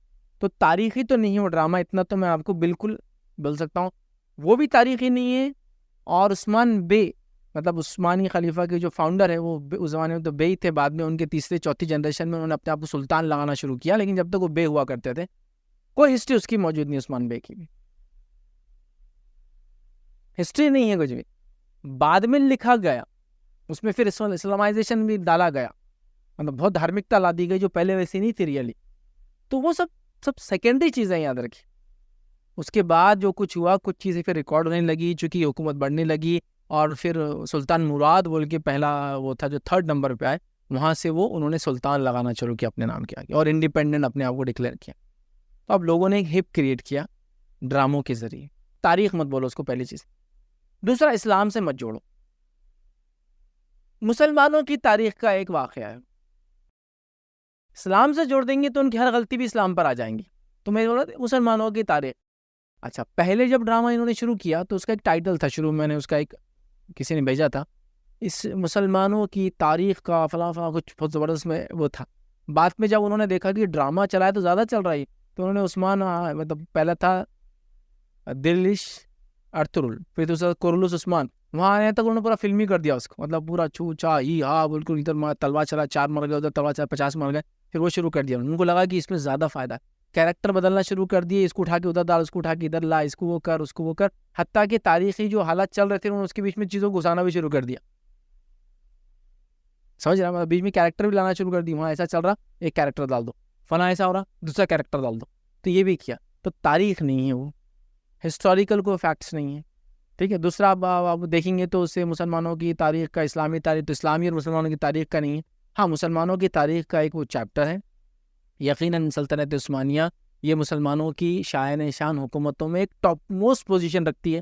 ورلڈ کی ٹاپ موسٹ حکومتوں میں یہ 10th رینکنگ میں آتی ہے، جو سب سے بڑے ریجن پہ جنہوں نے حکومت کی، جس میں پہلے نمبر برٹش، 2nd نمبر پہ جو رشین زار آتا ہے، ویسے لسٹ ہے تو ایریا وائز جس کو کہیں گے. بٹ سب سے دنیا کی زرخیز اور آبادی علاقوں میں کی یہ اکیلی حکومت تھی جنہوں نے 3 کانٹیننٹ پہ ایک ساتھ حکومت کی. کسی کو حکومت نہیں گزری ان کے علاوہ. 3 بر اعظم پہ ایک ساتھ حکومت کرتے تھے. ادھر یورپ میں بھی تھے، ادھر افریقہ، پورا نارتھ افریقہ تھا ان کے پاس، اور ادھر ایشیا کے اندر پورا ان کے پاس لیوانٹ تھا، مطلب جس کو کہیں گے سیریا، جارڈن، پیلسٹائن، اس کے بعد یہ تھا ادھر پورا مصر سے لے کے موراکو تک پورا تھا. تو 3 بر اعظم پہ حکومت کا، ایسی حکومت نہیں ہے دنیا میں یاد رکھی. ان کی یونیکنیس ہے یاد رکھی. اور اتنے زرخیز علاقے حکومت کے، اتنے بڑے یورپ کے خطے پہ کی پورا یورپ کولونائزیشن کے لیے دنیا میں پھیلا ہوا تھا. آٹومنس پورے یورپ پہ حکومت کر رہے تھے. لوگ پوچھتے تاریخ میں آٹومنس نے، یہ عثمانیوں نے، عثمان لار نے، یہ لوگوں نے کولونائزیشن کیوں نہیں کیا؟ جبکہ پورا اٹلی نکلا ہوا تھا دنیا میں، جرمن کالونیز بنا رہا تھا، پورچوگیز اپنی کالونیز بنا رہا تھا، اسپین اپنی کالونیز بنا رہا تھا، انگلش نے تو کتنی کالونیز بنا، پوری دنیا میں مشہور ہوا. تو یہ انہوں نے کیوں نہیں بنایا؟ ایکچولی آٹومنس یورپ پہ رول کر رہے تھے، تو کالونیز بنانے کی کیا ضرورت ہے؟ یورپ بھاگ رہا تھا دور یورپ سے، یہ یورپ میں تھے. ہنگری، آسٹریلیا، البانیا، کوسوو، چیک Republic, Slovakia, Yugoslavia, Croatia, Crimea اور جارجیا، یہ سب یورپین کنٹریز ہیں. یہ سب ان کے پاس تھے. ترکی تو بہرحال تھا، سائپرس، ہاں، روڈز، اور کتنے ہیں اس کے علاوہ. مطلب یہ تو ایسی میں جنرلی بس گرا رہا ہوں رفلی. یہ سب پہ حکومت کر رہے تھے وہ. تو گویا جب پورا یورپ کولونائزیشن کے لیے دنیا میں نکلا تھا، یہ وہاں بیٹھے ہوئے تھے جا کے ان کے سر کے اوپر. آپ سوچیے نا، سب سے زرخیز علاقہ اگر آپ بولتے یورپ ہے، سب سے زیادہ سیولائز ہے، تو یہ پوری سیولائزیشن پہ حکومت کر رہے تھے. یہ خنجر جیسے، مطلب جس کو یہ سمجھ، پورا یورپ ان کو دیکھتا تھا کہ یہ کیا کر دیا، اللہ کا خیر سوچتے تھے ان کو، کہ یہ کیا ہوگا، پورا ہم کو بھاگنا پڑا دنیا میں اور یہ ہمارے سر پہ آ کے بیٹھے. تو معمولی بات نہیں یاد رکھی. پورا یورپ کالونی بنا رہا ہے دنیا کو، لیکن یہ یورپ کے سر پہ سوار تھا، اللہ تعالیٰ کی طرف سے تھا، یاد رکھی. تو لہٰذا ہم اس پہ انکار نہیں کرتے. مطلب ہم جب بول رہے کہ ارطغرل غازی کا تاریخی وہ نہیں ہے، تو ہم کسی حکومت کے خلاف نہیں ہیں. کیوں رہیں گے ہم؟ اللہ نے ایسی فضیلت، ایسی حکومتیں لوگوں سے لی، جنہوں نے اس کا فائدہ اٹھایا وہ کامیاب ہوئے، جنہوں نے نہیں اٹھایا وہ ناکام رہے. وہ اللہ کا ان کا معاملہ ہے، ان پہ کمنٹ نہیں کرتے. نہیں ہم جھگڑا کرتے کہ ترکی ایسا اور نہیں، وہ سب نہیں ہے. ترکی، سعودی، سب ہم وہ نہیں کرتے، یاد رکھیں. وہ سب اچھی بات نہیں ہے. مسلمان حکومت تھی، ہم اس کا اعتراف کرتے ہیں. 400 سالوں تک خلیفہ رہے، ان اپوزڈ خلیفہ رہے. علی رضی اللہ عنہ کے بعد کوئی بھی خلیفہ ان اپوزڈ نہیں گیا، یاد رکھیں، چاہے کسی بھی ہمایوں سے آؤ یا عباسیڈ سے آؤ. سب کے خلافت کے اندر مخالفت تھی. ٹھیک ہے، نہیں تھی ایک دم بیسیکلی. یہ اکیلے 400 سالوں تک ان اپوزڈ خلیفہ رہے. صحیح تھے غلط تھے اس پر ڈسکشن نہیں کر رہا ہوں میں، لیکن میں کہہ رہا ہوں کچھ نہ کچھ تو تھا، آپ کو وہ چیز کو ماننا. لیکن بہت ہمارے پاس ہو جاتا ترکی اور سعودی. تو تاریخ نہیں ہے اس کے اندر، یہ بات آپ ذہن میں رکھ لیں فرسٹ. دوسرا، کیا اس کو دیکھا جائے نہ دیکھا جائے؟ تو میں ریکمینڈ یہ کروں گا کہ نہ دیکھا جائے، چونکہ اس میں ایسا کچھ بھی نہیں جو تاریخی ہو. جب ڈرامے کی بات آپ کر رہے ہیں تو پھر ڈرامے تو ڈرامے ہی رہے. نہیں، مسلم کلچر، اگر مسلم کلچر کے لیں گے تو اس میں شرک اور بدعت اور کفر تک ہے اس کے اندر. کون سا کلچر؟ یہ تو ہمارا کلچر نہیں رہا. نبی اکرم صلی اللہ علیہ وسلم کا زمانہ ہے, صحابہ شہید ہو رہے تو کبھی شہید کے بعد انہوں نے ان کے ہتھیار, ان کے گھوڑے اور ان کو ایسا کیا کہ گھوڑوں کی دماغ کاٹ دی, ہتھیاروں کو پھینک دیا, ماتم اور نوحہ نہیں ہوئے نا. پھر کون سا کلچر کی بات کر رہے ہیں آپ؟ کون سا ٹریڈیشنس کی بات کر رہے ہیں آپ؟ کس کی بات کر رہے ہیں کہ فلاں تعویذ لٹکا ہے تو جنگ جیت جا رہا, فلاں وہ تلسمانی سوٹ پہن لیا تو جیت جا رہا. نبی اکرم صلی اللہ علیہ وسلم کے صحابہ نے کتنی جنگ, کون سا تلسمانی شرٹ لکھ کے دیا آپ نے ان کو, لکھ کے اس پہ سورہ فاتحہ فلاں پہن لو بولے حفاظت ہو رہی. تو پھر کون سی تاریخ کی بات کر رہے ہیں اور کون سے کلچر کی؟ وہ بھی نہیں ہے نا اس میں سے. شرک ہے, بدعت ہے, کفر ہے اور عجیب و غریب چیزیں جو اسلام جس کو مطلب مانتا ہی نہیں. مطلب ایسے تہوارات اور ایسی چیزوں فیسٹیولس کو منانے کی اجازت ہے جو شرعاً جائز نہیں, جھاڑوں سے مانگا جا رہا ہے, پہاڑوں سے مانگا جا رہا ہے, جس کو کہیں گے کفاروں کے تہواروں میں خوشیاں منائی جا رہی ہیں, آفیشیل چھٹیوں کے ڈکلیریشن سے, نوروز کے, اس کے پارسیوں کے جتنے تہوارات ہیں. کیا یہ سب تماشا؟ پھر آپ کلچر بھی آپ کون سے کلچر کو آپ بولیں گے یہ ہاں یہ اسلامک کلچر ہے, میوزک حلال کر دیے اس میں, ٹھیک ہے, تو وہ بھی اس میں نہیں ہے کلچر آپ کو وہ کرنا ہے. تو بیٹر میں کہوں گا اس کو اوائڈ کیا جائے, بیٹر میں کہوں گا اوائڈ کیا جائے, یہ درست نہیں ہوگا. اس میں آپ ہسٹری بھی نہیں دیکھیں گے, مسلم کلچر بھی نہیں سیکھ سکتے اس سے زیادہ, چونکہ وہ اسلامک کلچر نہیں. ہاں مسلمانوں کے خطے میں ایسا ان کا کلچر تھا ہو سکتا, بٹ اس کو بھی آپ اسلام نہیں کر سکتے. مطلب اس میں بار بار جگہ جگہ ہو گئی خضر علیہ السلام آپ کی مدد کریں گے, جائیے خضر علیہ السلام کیسے مدد کریں گے؟ کسی اللہ تعالیٰ مدد کریں گے. اور خضر علیہ السلام ظاہر سی بات ہے ایک نبی تھے, یاد رکھیے. اور انبیاء جس طرح دنیا میں آتے چلے جاتے ہیں, صرف ایک نبی جو عیسیٰ علیہ السلام اللہ نے زندہ رکھا, وہ بھی دنیا میں نہیں آسمان پہ لے گئے. وہ خضر تمہاری مدد کریں, خضر تمہارا مددگار ہو. کہاں یہ دعائیں دیتے کسی کو؟ نبی اکرم صلی اللہ علیہ وسلم نے کسی کو دعا دی, جاؤ خضر تمہاری مدد کرے, خضر مددگار ہو. چلو آپ صلی اللہ علیہ وسلم چلے گئے. ابوبکر صدیق نے کبھی یہ دعا دی رضی اللہ عنہ کی, جاؤ محمد تمہاری مدد کرے, محمد تمہارا مددگار ہو. تو تم خضر علیہ السلام سے مانگا جا رہا ہے, خضر کے راستے پہ چلا. مطلب اتنا شرک اور کفر کی باتیں تھی جس کی کوئی انتہا نہیں. اب لوگ سوال کرتے ہیں آپ نے پورا دیکھ لیا شاید اس لیے آپ کو یہ سب مان. آپ کو کچھ چیزوں کو دیکھنے کی ضرورت نہیں ہوتی, اتنا کمیونٹی میں پاپولر ہو جاتی ہے وہ چیزیں کہ وہ ساری چیزیں آپ کے سامنے کٹ کر شارٹ کلپس آ رہے تھے, شارٹ کچھ بھی مطلب اب اس میں کہیں نہ کہیں دیکھنے کو مل جاتی ہے سب. یہ اتنے میں اگر اس کو دیکھنے بیٹھے اسلامک چیک کے حساب سے تو پھر پتہ نہیں کتنے غلطیاں ایک ایپیسوڈ میں نکل جائیں گے. تو وہ اپنا سب مقصد نہیں تھا اندر. لیکن ہم ڈینائی نہیں کرتے ان کی شہرت کو, ان کی حکومت کو, بٹ وہ ہسٹوریکل نہیں ہے وہ واقعہ. میں اتنا تو بولوں گا, اس وجہ سے میں کہوں گا جو چیز ہسٹوریکل نہیں, غلط چیزوں دیکھ کر اپنے دماغ میں ڈالنا نہیں چاہیے. بس اتنا ریکمینڈ کروں گا کہ میرے طرف سے آپ پوچھے تو نہیں. لیکن کوئی اگر یہ پوچھے کہ نہیں بھائی وہ اب میں فلمیں دیکھوں یا وہ دیکھو, دونوں میں سے بس کوئی ایک ہی چوائس ہے, تیسرا کچھ ہے ہی نہیں, میرے کو دیکھنا ہی ہے. ہوتے نا کچھ لوگ مریض ہو جاتے دیکھ کے, ٹی وی ایڈکٹ, فلمیں ایڈکٹ, یہ. تو میں کہوں گا اگر کوئی فلموں کا ایڈکٹ ہے جس میں بہت زیادہ فحاشی اور بیائی ہے, تو اس سے ہلکا ڈوز یہ ہو سکتا ہے جس کے ذریعے وہ اپنا علاج کر رہے. اب ہم جیسا مثال کے طور پر آدمی نکوٹین کا عادی ہے, تمباکو کا, اس کو چھوڑنا ہے, تو اس کا علاج کیسا کرتا ہے ڈاکٹر؟ مان لو آپ کو نکوٹین کا کیمیکل فارم میں وہ اس کو میڈیکیشن کرتا ہے. تو سمجھو وہ روز 5 سگریٹ پیتا, 10 پیتا, تو کتنا نکوٹین لے رہا, تو سمجھو جو بھی گرام آ رہا ہے اتنا, تو ڈاکٹر بولتا ہے اس کا آدھا ڈوز کریں گے اس کو. تو وہ ہلکے فارم میں کیمیکل فارم میں نکوٹین دیتا ہے, اس سے ہلکا, پھر ویکلی کرتے ہیں, ایسا 6 ویکس 8 ویکس میں اس کی عادت باڈی کو دھیرے دھیرے چھوٹ جاتی ہے. تو اگر کوئی ایڈکٹ ہے, ہیوی ایڈکٹ ہے, بری فلمیں دیکھ رہا, گندی فلمیں دیکھ رہا, برائی دیکھ رہا, تو وہ اس کو بول رہے یار اس کا ٹریک چینج کرنا اپنے, تو اپن بول رہے یہ دیکھ. اب سمجھ رہے نا, مطلب 2 برائی میں سے ایک بول رہا میرے کو کرنا ہی ہے, میرے پاس چارہ نہیں ہے, تو میں بول رہا ہوں ہلکی والی برائی کو چوز کر رہا, تو پھر وہ اس میں کاؤنٹ ہو سکتا کہ ڈاکٹر بولے کہ دیکھو یہ فلم کا ایڈکٹ ہو گیا, تو اپن کیا کریں گے, اس کو ارت الغازی دکھا کے ایڈکشن کم کریں گے اس کا, ٹھیک ہے. پھر یہ سجیسٹ ہو سکتا. پھر اس نے فلمیں دیکھنا چھوڑا, یہ دیکھا, تو اس کی تھوڑی عادت فلموں سے ڈائیورٹ ہوا, یہ دیکھا, پھر یہ دیکھنے کے بعد تھوڑا یہ کرا, پھر اس کے بعد کو ڈاکیومنٹری دیکھنا شروع کیا, پھر سائنٹیفک جو ڈاکیومنٹریز ہوتی ہے, انفارمیٹیو ہوتی ہے, پھر وہ دیکھنے والا اس کی برائی سے, وہ اس کی گندی عادتوں سے بچ گیا. تو تب تو یہ وہ کیس میں آ سکتا ہے کہ ویسا. لیکن ان جنرل اگر آپ بولے کہ کوئی ریکمینڈ کر آپ دیکھیں, میں بولوں گا ٹائم ویسٹ مت کیجیے. 1-2 گھنٹے کے ایپیسوڈز ہوتے ہیں جنرلی, کہیں کے ایپیسوڈ ہے, اس کے تو مجھے بتایا اسے 400 ایپیسوڈ ہو گئے. 400 ایپیسوڈ کون دیکھیں گا بھائی؟ روز 2 ایپیسوڈ ہی بولے تو آپ کے 2 گھنٹے برباد ہوں گے, 400 بولے تو 200 دن آپ کے اس میں ویسٹ ہوں گے. کیوں آپ وہ کر رہے ہیں؟ قرآن کا مطالعہ ہے, سیرت کا مطالعہ ہے. اگر اسلامی اتنی تاریخ دیکھنا ہے تو سیرت کی کوئی کتاب پڑھو, بولو نا کسی کو آپ, تو ایک کو بھی نہیں ہوں گا, ایک بھی آدمی چھوٹی کتاب نہیں پڑھیں گے. وہاں تو ریئل اسلام ہے نا, وہ ہے نا. تو وہ تو ہم نے ایک بار بھی نہیں پڑھے, یہ دیکھ رہے آپ 400 گھنٹے, اور کیا سیکھ رہے اس سے؟ واللہ والا, اللہ کو مان. تو خالی وہ بولتے ہیں نا ذہنی عیاشی کرنے کا ایک موڈ ہو سکتا ہے کسی کا, وہ بٹ وہ بھی علاج کے لیے کوئی کر رہا تو ٹھیک ہے. لیکن اگر کوئی آپ کو ریکمینڈیڈ ہے دیکھو, تو میں بالکل بولوں گا کہ ریکمینڈیڈ نہیں ہے. ہماری کسی سے کوئی دشمنی نہیں ہے, لیکن یہ ڈراموں نے بیڑا غرق کر دیا. جیسے آپ ڈرامے بنا کے اسلامی تاریخ ہے بلکہ اونچا کر رہے, ابھی دوسرے ڈرامے پہ آنا چالو ہو گئے, وہ اونچا کر.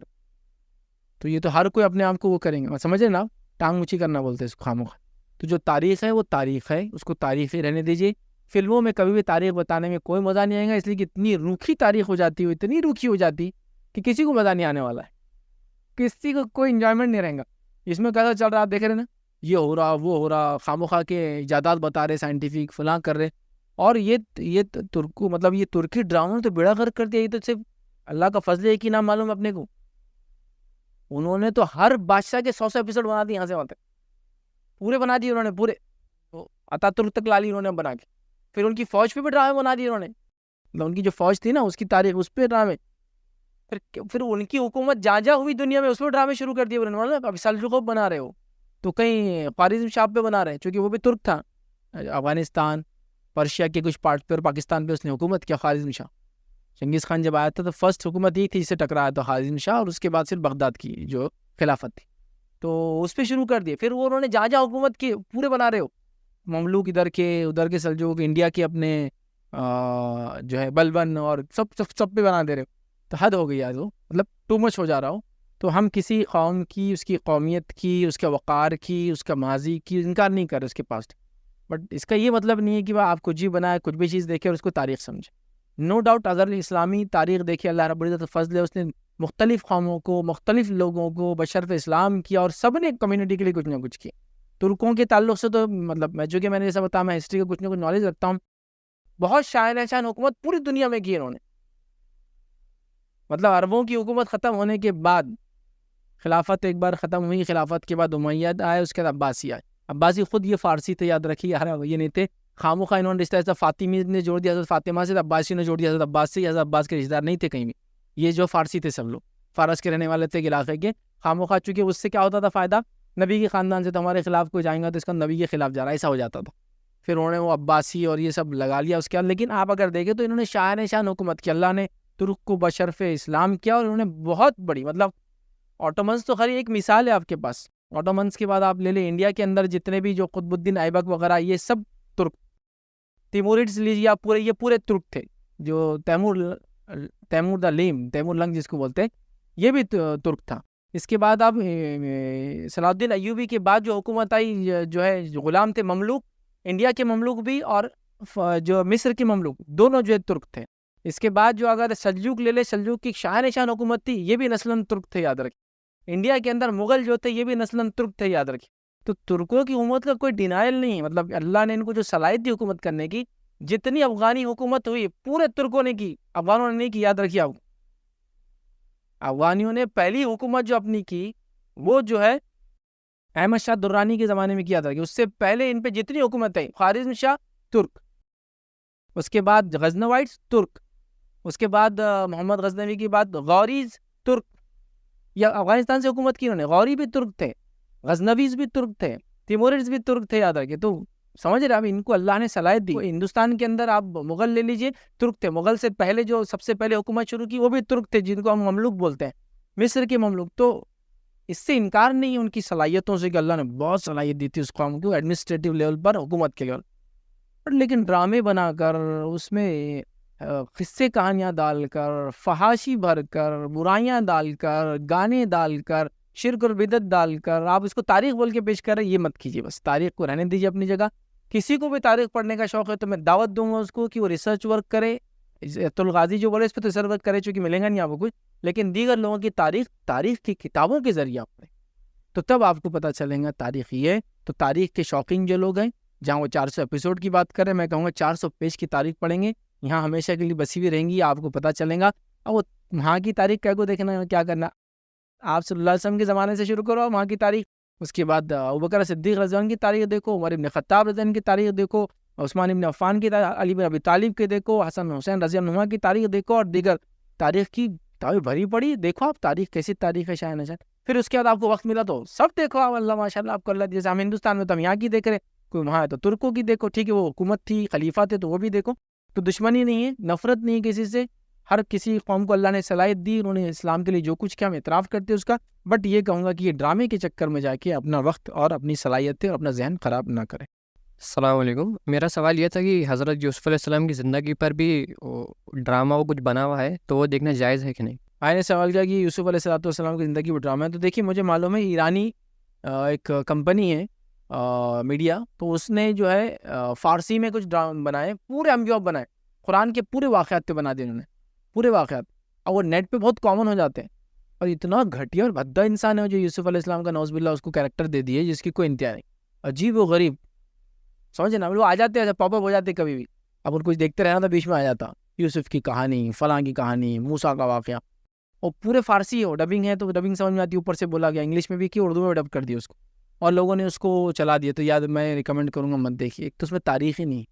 یوسف علیہ السلام کا واقعہ صرف جو قرآن نے بیان کیا بس یہی, اس کے علاوہ آپ کو کہیں نہیں ملے گا کچھ بھی, اس کا کہیں نہیں ملے گا. بلکہ ہسٹوریکلی یوسف علیہ السلام کو ایویڈنس ہے ہی نہیں آج تک ملا.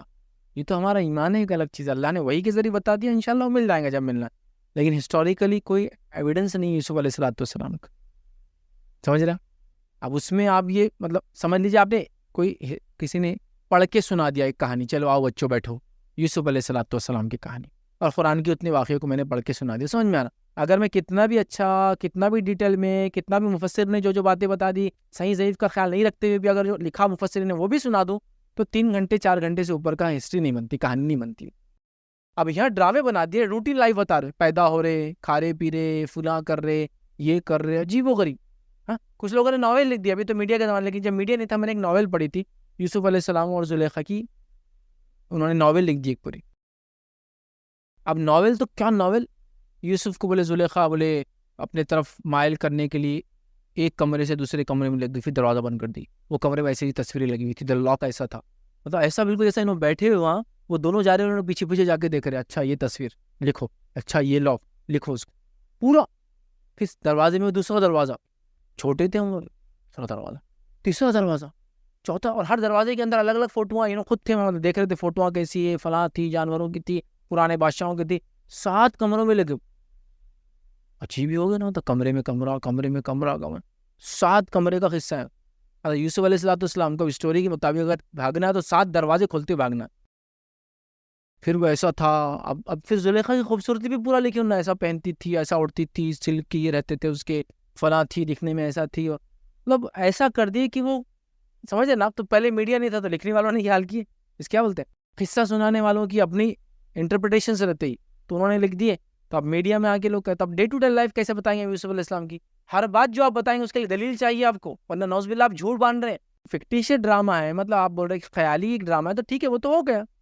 آپ ایک ریئل کیریکٹر پہ بتائیں گے تو کیسے آپ بتائیں گے یوسف علیہ السلام نعوذ باللہ یہ کپڑے پہنے تھے, یہ کھاتے تھے, یہ چیز کو پسند کرتے تھے, ہاں اس سے بات کیے کو. تو یہاں احتیاط کرنا, ایک نبی کے بارے میں آپ بول رہے ہیں, کسی بھی شخصیت کے بارے میں بات نہیں ہو رہی ہے, پکڑے آپ کی, سمجھ رہے. تو ڈے ٹو ڈے لائف بتا رہا ہے نا, ایپیسوڈ پہ ایپیسوڈ, پتہ نہیں 100 50 60 ایپیسوڈ میں قصے چل رہے ہیں.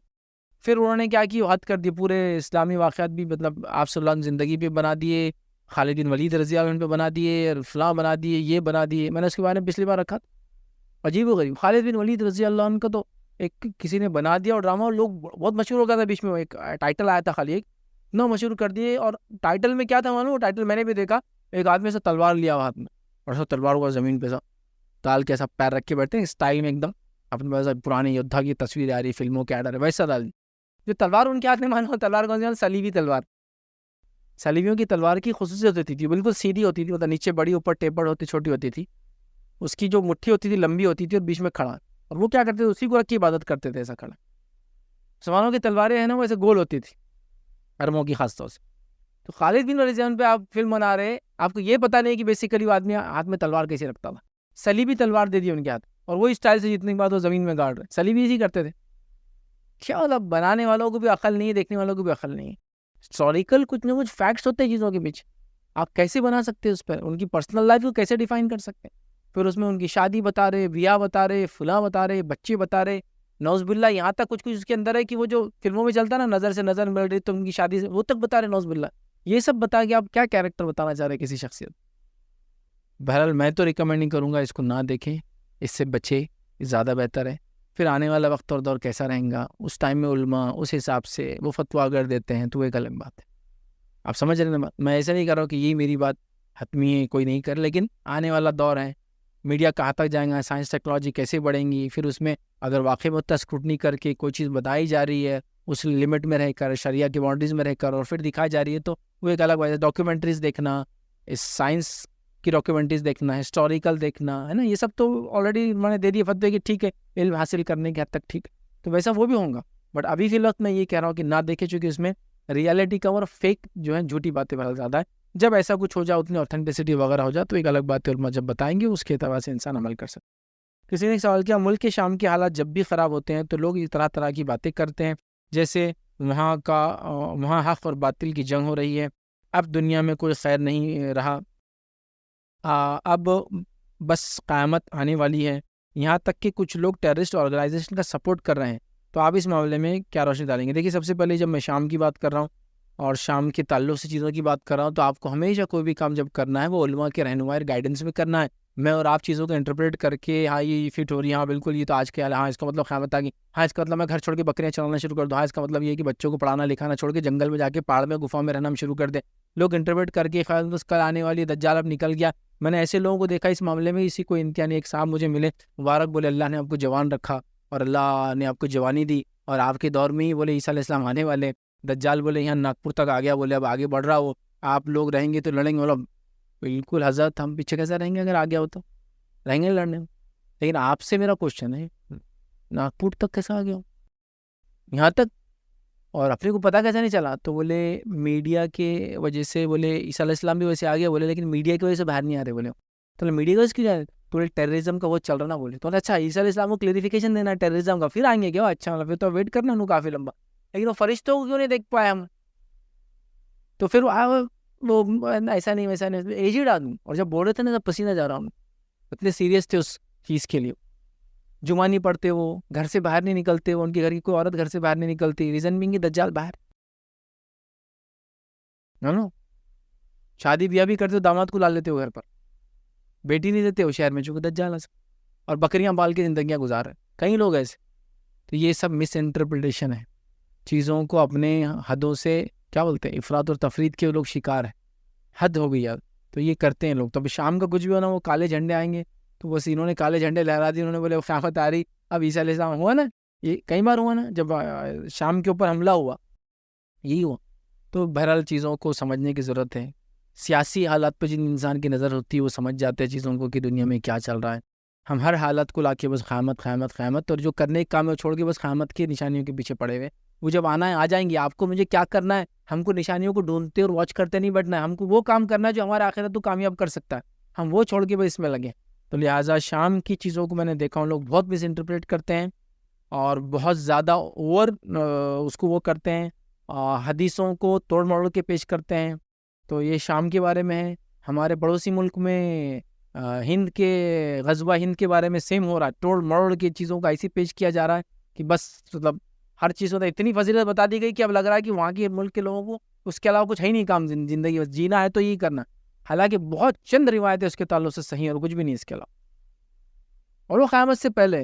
تو آپ قیامت کو فٹ کر دے رہے, اس کو فٹ کر دے رہے, سیم یہ بھی ہوتا. تو میں کہوں گا ایسے معاملے میں لوگ علماء کی رہنمائی لیں, ان کے گائیڈنس کے اندر ان ٹیکسٹ کو قرآن و سنت کے سمجھیں, وہ آپ کو اس کا انٹرپریٹیشن بتائیں گے کہ کیا میننگ ہوتا ہے, کیسے سمجھا جائے گا, کیسے اس کو ڈیکوڈ کیا جائے گا.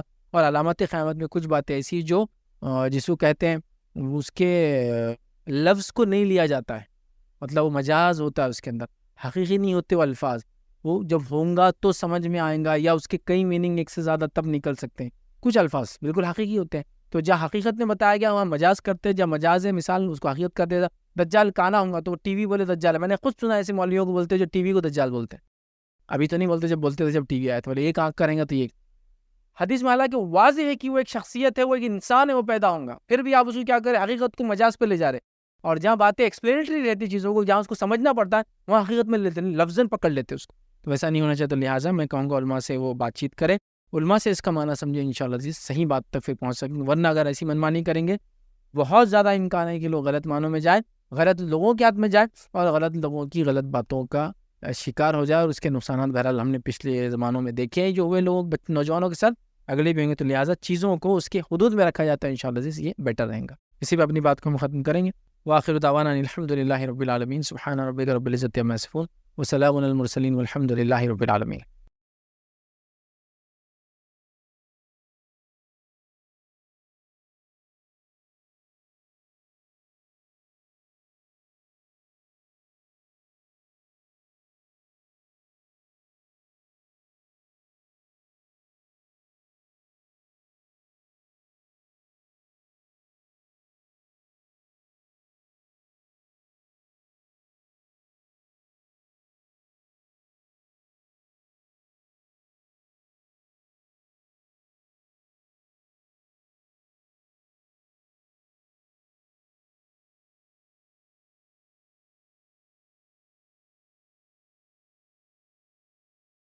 السلام علیکم. آپ بھی ہمارے اس کام میں تعاون کریں اپنی زکات و صدقات کے ذریعے. ڈونیشن ڈیٹیلز کے لیے ڈونیٹس پر کلک کریں. اگر آپ کو ہمارے ویڈیوز پسند آئے ہیں تو اسے شیئر کریں اور ثواب کے حقدار بنیں. روزانہ ہمارے ویڈیوز کو پانے کے لیے ہمارے یوٹیوب چینل کو سبسکرائب کریں اور بیل آئکن دبائیں. ہم سے دیگر سوشل میڈیا پر جڑنے کے لیے ویڈیو میں دیے گئے آئی ڈی کو سرچ کریں. جزاک اللہ.